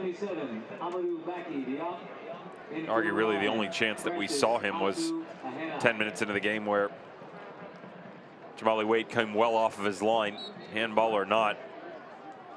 Still maintain that physical presence and speed if you have Mackie Jope. More target men now.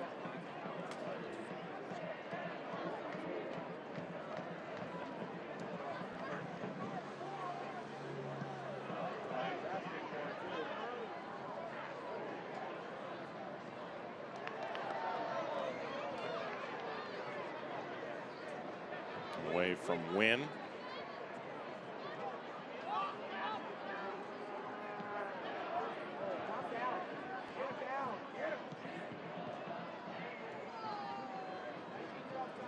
Floated over, Bryant. That's tremendous. That's a corner for Detroit.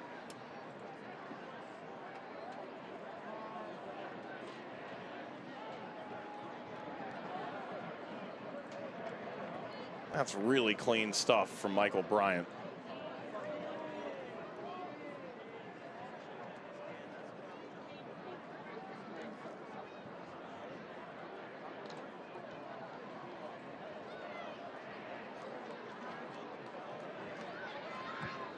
Win. Out the other side. There's going to be another corner.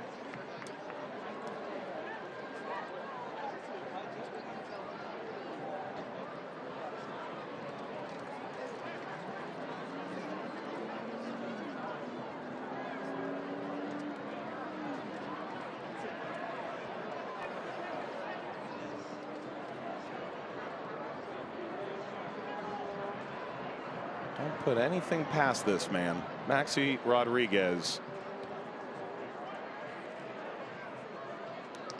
That's going to find the IC a light sweep. Hey, let's tell you the USL is committed to supporting the LGBTQ+ community through the Forever Proud project. The USL striving to create safe, welcoming environments for all fans, players, employees, and partners. You can learn more at uslsoccer.com/foreverproud.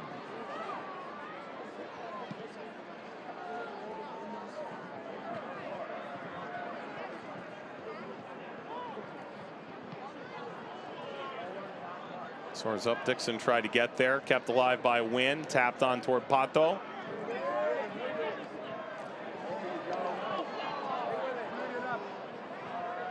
Good from Rodriguez.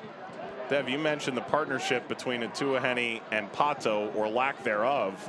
There were times in this match where you might not be entirely sure that Pato was playing up there. Now, I don't know that that's his fault. It's just the way the game is sort of forced Detroit away from him. And that's one thing Pittsburgh's pretty well known for, taking away the weapon they think could cause them the most trouble. Well, remember the way that they were attacking as well. There was so much pushed onto that side for Pittsburgh that your immediate response is to get out of the compressed area if you're Detroit City. So you try and go the other direction. Right meets left. You just work away from it. Jelani Peters, Arturo Ordonez, and Shane Wheat, the latter two, really doing a good job marking out Pato of the game. You do sort of wonder, and approaching that 20-minute mark to go, Mike. And obviously he's put in a good shift, but how much longer Bob Lilly lets Dequa stay in when you've got the fresh legs of Dane Kelly sitting right there. You could also you could entirely pull a striker off too if you wanted to. Just leave Cicerone and Argudo. I don't see him doing that. But you could bring another midfielder into the mix to help lock down some of the central areas. There was a little bit of concern about, look, the Miami game, it took 5 hours. They went out, they warmed up, 2-hour delay, they finally kicked the game off. They get through 45 minutes, the lights turn off. You get the rest of the game played. But Dane Kelly kept going. It is an excellent ball. It's Wynn. Wynn cuts it back. It's a brilliant finish. Maxi Rodriguez pulls it level in the 70th minute. This is some kind of ball on the switch across the field by Detroit City. Beautiful exchange on the attack-minded. I said you needed to see more out of Abdoulaye Diop and Maxi Rodriguez. You're getting it. Guess who? Diop, there's the hold-up play at Pato. And then on an absolute string from the right-hand side. Great touch by Declan Wynn, and there's the trailing run. Tell me this is not the same match that we saw back on March 26th.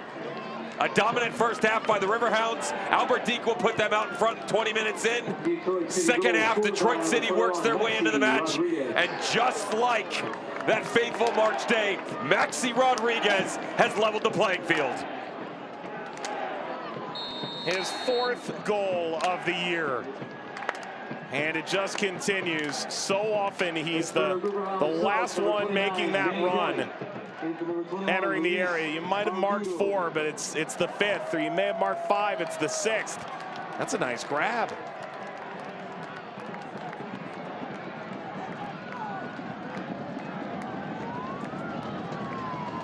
Kelly did come on at the stop. Argudo off, questions answered.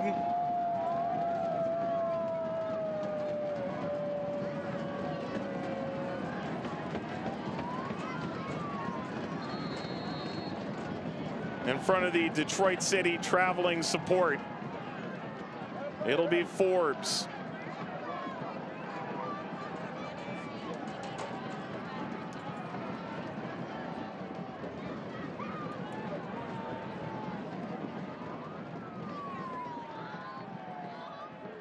Kind of guy who's mimicking Michael Bryant's mustache.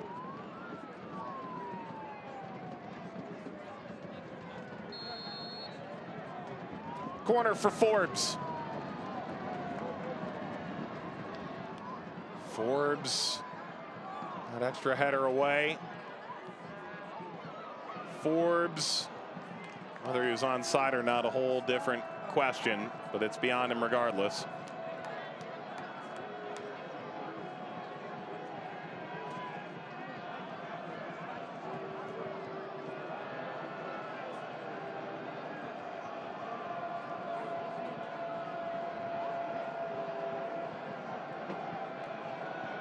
Bob Lilly called it a tale of two halves, and these teams met at Keyworth. Starting to get a look at the exact same thing. Not as drastically different as the first time out, Mike, but like we said, tactically where the adjustments needed to be made. Last 10 minutes, it's been perfection.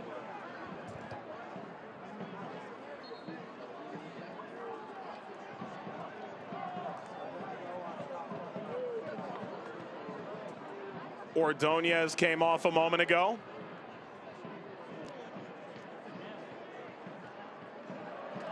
Beg your pardon. Well, this lifted up and over the bar.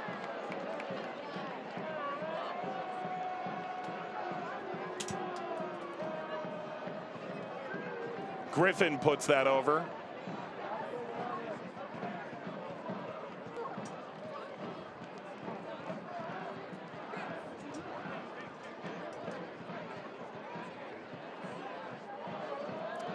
By the way, Detroit has now scored in 5 straight road games in the league and 12 consecutive league games.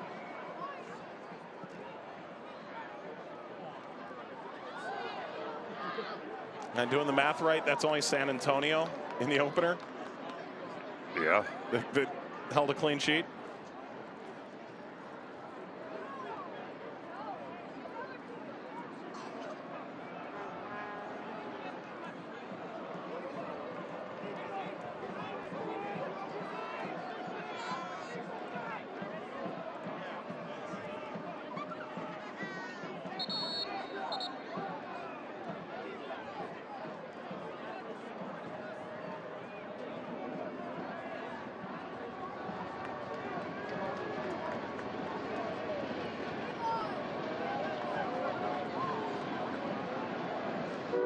Of course, both teams have trains.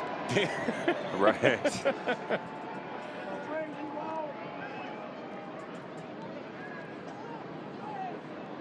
Look, Highmark had it first. There's nothing on the train. What? I mean, now there's stuff on the train.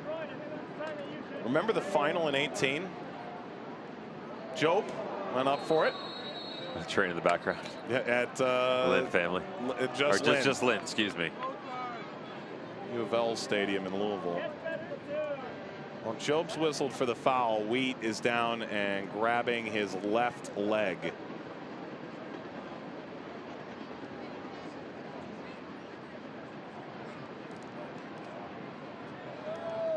Watch where he lands.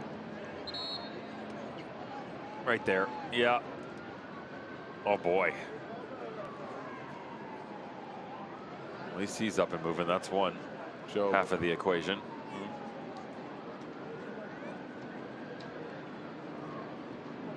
Both guys coming down quite awkwardly, trying to win this 50-50.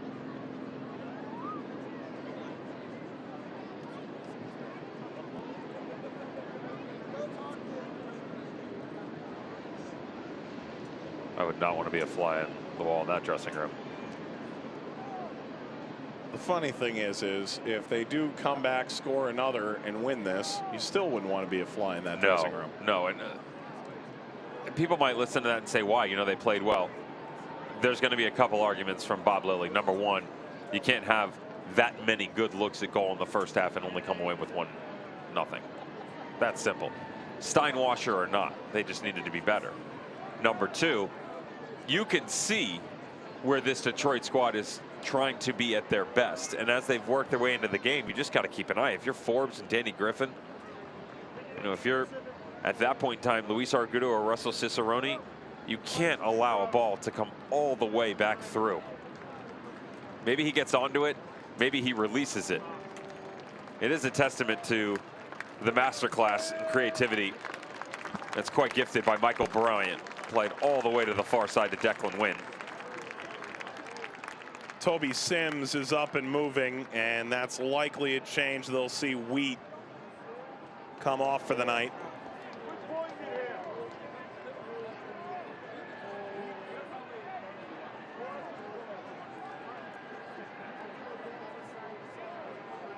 Pittsburgh Riverhounds sub for 16, Toby Sims.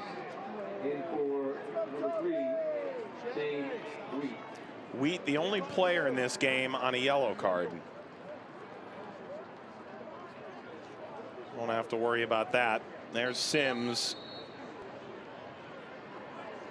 former League Two Defensive Player of the Year.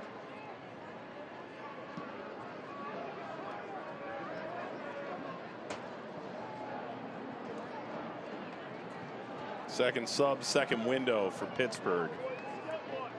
Let's watch the spacing here for Toby Sims, who's primarily employed in a much more further advanced role up on the field, Mike. Kelly. Sims. Sims for Kelly. That answer your question? Not quite, but it's a start. It's a hell of a ball played in, I'll give him that much. Look at the action on this thing. And speaking of spacing for Detroit City on one end, how about the other side? All-time leading goal scorer, USL Championship history. If you get one scout right for this Riverhounds team, it's that man right there. Do not allow the Great Dane space.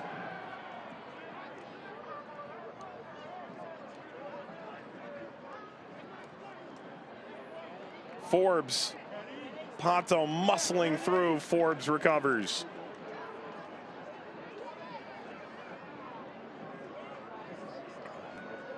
Bypassing Rutz from Griffin.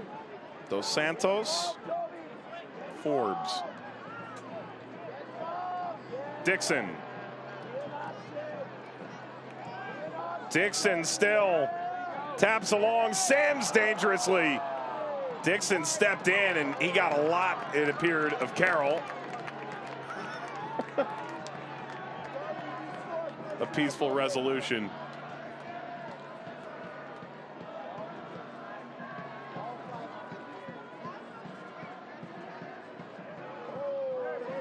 Long throw, header out, Forbes. Cicerone. Up and away by Rodriguez.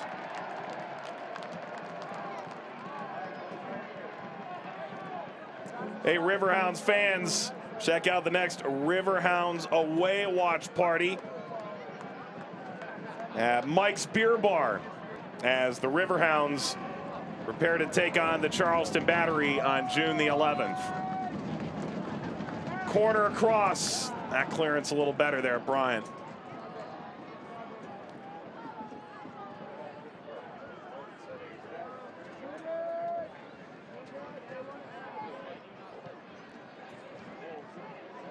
Wait.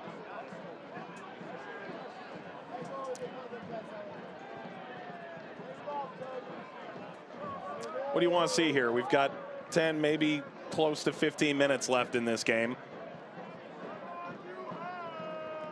If you're Detroit, at any point, do you walk away with a point from Pittsburgh, which is hard to come by? Of course you do.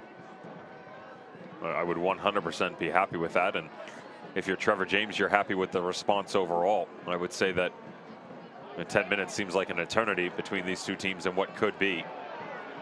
I don't think this is far from done, Mike. It still feels like this has a goal in it. Whether or not either team can accomplish set feet is another story. With the adding attacking options, Dane Kelly, Pato has slowly started to work his way in as that target man they're looking for up top. Cicerone with space. Cicerone off the outside of the net.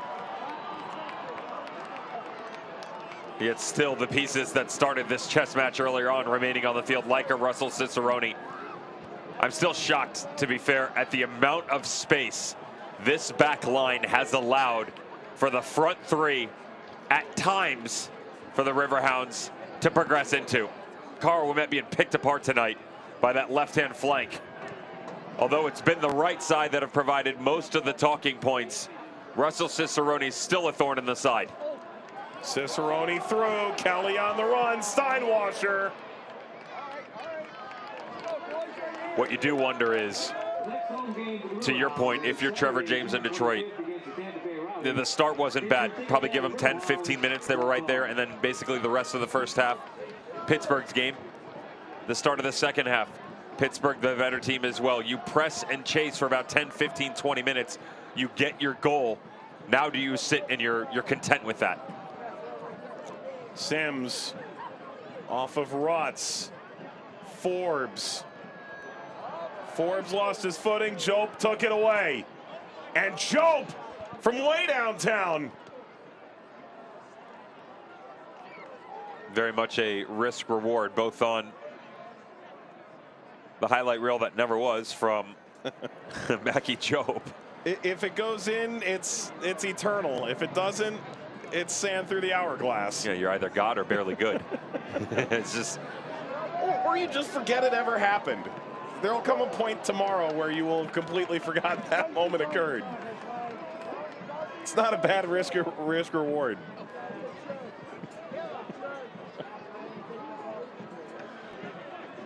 uh, 84th minute, 1-1. Detroit trying to take points from a trailing position again this year. It's been remarkable. They've fallen behind 6 separate times, come back to get points in 4 of those instances. Trio of draws, and they've come back to take the full 3. you know, Mike, I've brought up the argument to you a couple of times about the overall resume for Detroit City, and you know, eventually they need to step up and beat some of these teams that are above them, or at least above the playoff line. Counter argument on that. Not the end of the world if you get a point at Highmark. Not the end of the world if you draw Pittsburgh like you did in March, Memphis like you did at the beginning of April, Miami just a few games ago. We saw Hartford Athletic in the 2020 COVID season over 16 matches not really take down any massive names, but they handled the business against the teams that they needed to, and that was good enough for a playoff position in one of the better spots in the Eastern Conference come postseason time. The difference, that was only 16 games. If you double that, that gap and margin for error gets a little bit less. So the point, although in theory sounds great, if you keep only getting 1 point against these playoff teams, it's eventually going to come back to haunt you in one way, shape, or form. Well, that's how Hartford finished above Pittsburgh in that group. They slaughtered the 2 teams at the bottom. They beat Pittsburgh once, remember? Yep. 1 time. And yet, it was good enough. The performances against Loudoun and Red Bull were such. Essentially, they may have lost the series against Pittsburgh, but they won the series against everybody else. Needless to say, it was a weird year. And we still have no idea in terms of personnel depth what could be added to this team as well. Because let's be fair, Kelly, their 11 can get the job done. There's no question about that. Dos Santos, corner Pittsburgh. We're seeing tonight what happens when you lose Forbes to international duty and you lose Hopino for, again, great reasons, but you still don't have 2 of your top 5 attacking players available. And guys off form. You know, Pato didn't start the game great. He's recovered. You get into August, September, October, different story. Forbes had her down, clip back in toward the penalty spot, pushed away. Ordonez into the air and back out wide. Offside.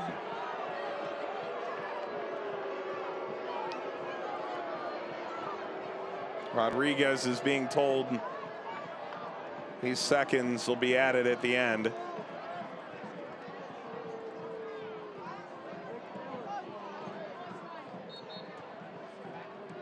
And to be fair to Detroit, the teams above them is becoming an increasingly small list. You talk about, I would argue, even the top 8 right now. Birmingham starting to look a little more like themselves, a little bit. Made a A slow rise to the playoff line. Dequa. Well, you've got a bigger argument for Indy than you do Absolutely. Birmingham. You know? Absolutely. Indy slow start, getting better. Miami FC and their injuries, they're getting better. Tampa Bay Rowdies.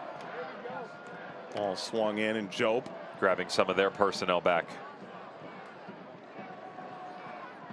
Dos Santos, Forbes. Forbes can go from here.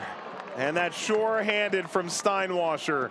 2.5 minutes in stoppage time to go. This thing knuckles too from Canardo Forbes on the strike to the goalkeeper. It's got this little wiggle, jumps up and down. Looks easy to just pick it up and collect it quite nonchalantly. I promise you it's not. Much more difficult, especially when someone like King Kenny's over it. And there's still time here, Mike. Even though it hasn't gone their way, there's still time for either side. That was overzealous. It feels like a mistake, though, doesn't it? As opposed to maybe quality of play to finish this thing out. You don't step out far enough. Too much respect given. Watch how square he catches this thing. Up and down.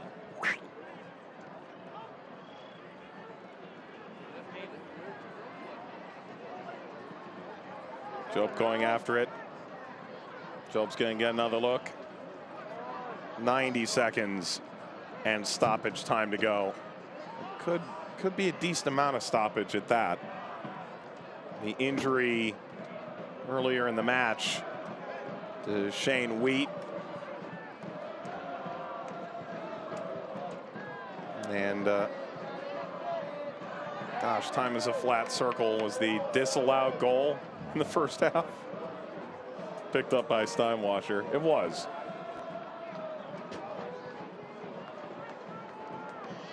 If there's a winner tonight, it'll be the 90th minute or later.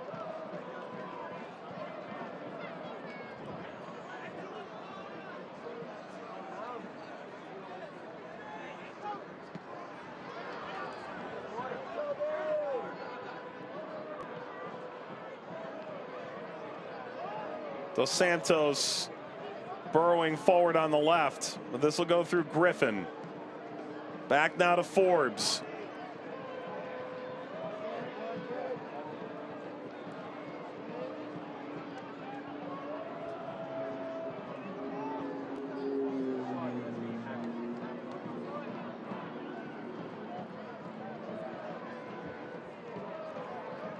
Brought down by Kelly, Cicerone, Rodriguez, and weight ranges over.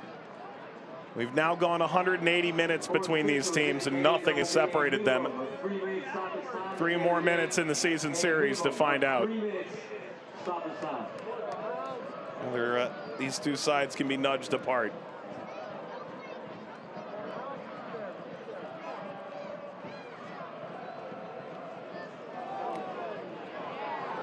Rodriguez looked like he slipped. He slipped.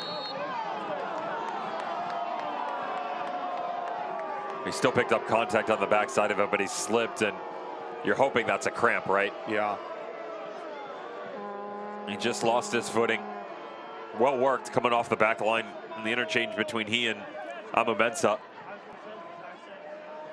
You hope based on a very nonchalant reaction from the ground that is all it is. Yeah. Seems to be. He had the equalizer in the 70th minute.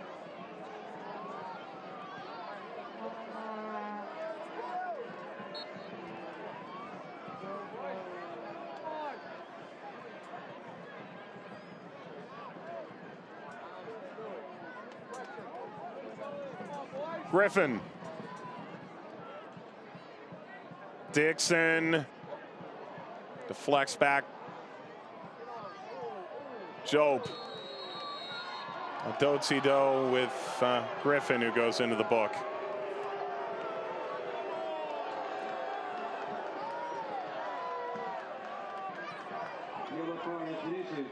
Riverhounds number 12, Danny Griffin.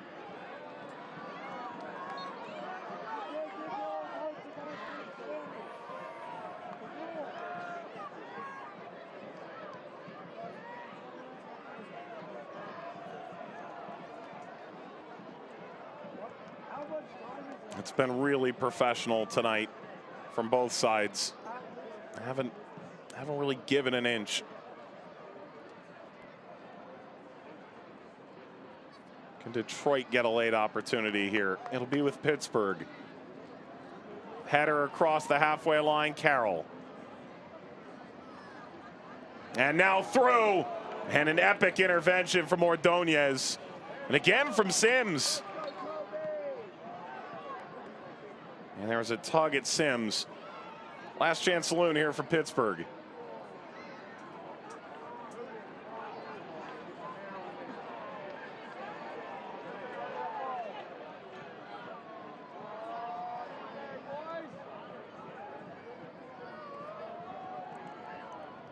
Rutz down to Dos Santos. Angles it forward. Header down. Across to Sims. Sims lifting. Steinwasser makes a really difficult grab. Dane Kelly undercutting him. That's likely the end of it. And Steinwasser paid for the point that he's going to take away from Highmark tonight. Albert Dequa getting tangled up with him as well as this ball just floated up into space from Toby Sims. Great distribution since he's come on for the injured Shane Wheat in the second half. But the response all night long for Detroit City. You could argue there hasn't been enough out of the midfield. They haven't got enough chances in the final third. They certainly have gotten a great performance out of their goalkeeper. How does he hold on to this thing? It's going to be a foul either way, but wraps both those big mitts around it. And what you would have to imagine would be securing a quality point on the road. Referee's not all that inclined just yet. Speared away, Jope lifted through. Kelly's going to chase. Steinwasser says he's got it. He does.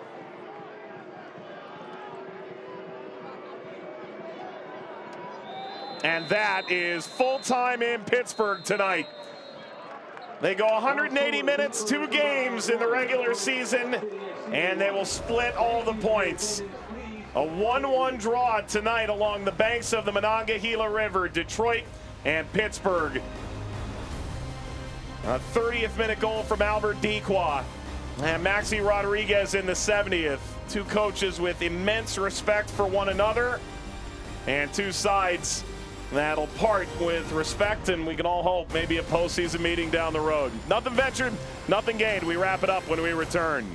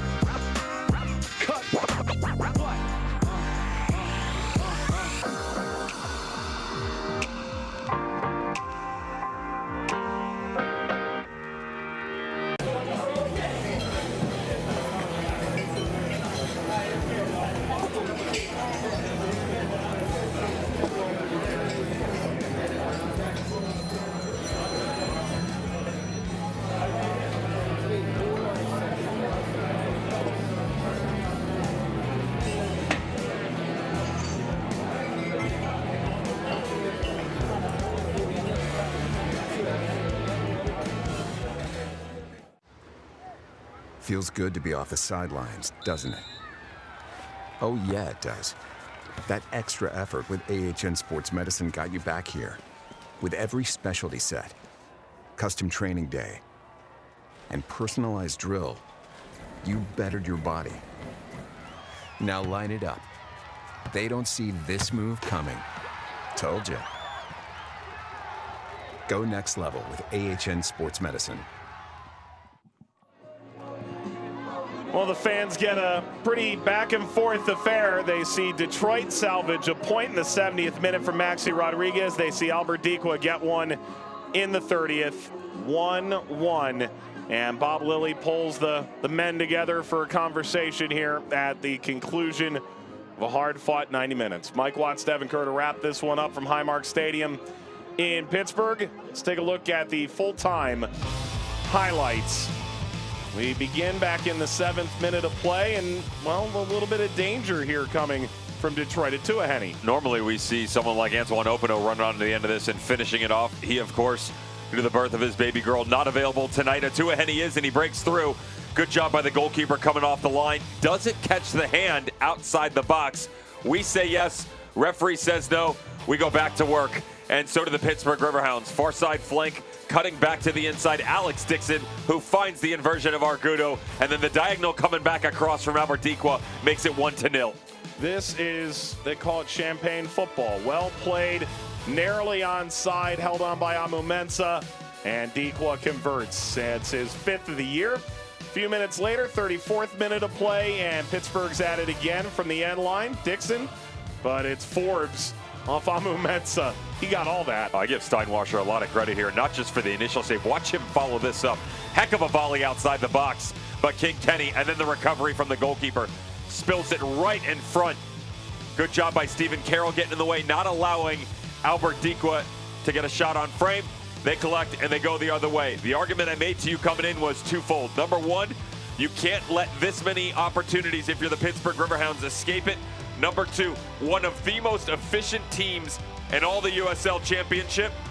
You guessed it, top 5 Detroit City. Michael Bryant all the way across the field. Touch of class for this ball, my friend. Declan Wynn, simple stuff. Head up to the byline, back across, get the trailing run, get the tying goal, and it's 1-1. Could there be a go-ahead? With the addition of Toby Sims in the mixture, it felt like there could. Much better balance in the second half for the Riverhounds, this time from Cicerone. Good little air changes. He peels off here. Can't give him that much space. Carl Ouimet gave a lot up in this game. The most important thing, though, Mike, they did not give up that coveted second and goal. I'll give them credit. On the road, not many a team have come in to Highmark and been able to garner a point, nor do it when the form of the Riverhounds has been top quality. Detroit City efficient on both sides of the ball, and they capture a very valuable and much needed point. Here are a few stats you won't see. Pittsburgh now 15 unbeaten at home dating to last year. It's the first points they've dropped at home all year, though. Now 6-0-1 for Detroit, now 4 unbeaten in a row. And this is the 7th time they fall behind. They got points, Devin, 5 different times. Chance for your final thoughts. You want to win a title in this league, you got to be efficient in the final third. It's not how many times you have the ball, it's what you do with your opportunities. Two shots on target out of 10, 2 of which hit the frame, 1 of which ended up in the back of the net. That 20% conversion rate right where it needed to be for Detroit City on the road to come from behind and get a point. Pittsburgh Riverhounds are going to be felt wanting for a little bit more after tonight's performance. Well, it was a fun one tonight in Pittsburgh. Steel Curtain, Steel City. Riverhounds concede in the 70th. They settle for a point apiece. For Devin, Mike, our entire team, so long from Pittsburgh. This copyrighted telecast of the United Soccer League Championship cannot be retransmitted, rebroadcast, or reproduced without the expressed written consent of the United Soccer League Championship.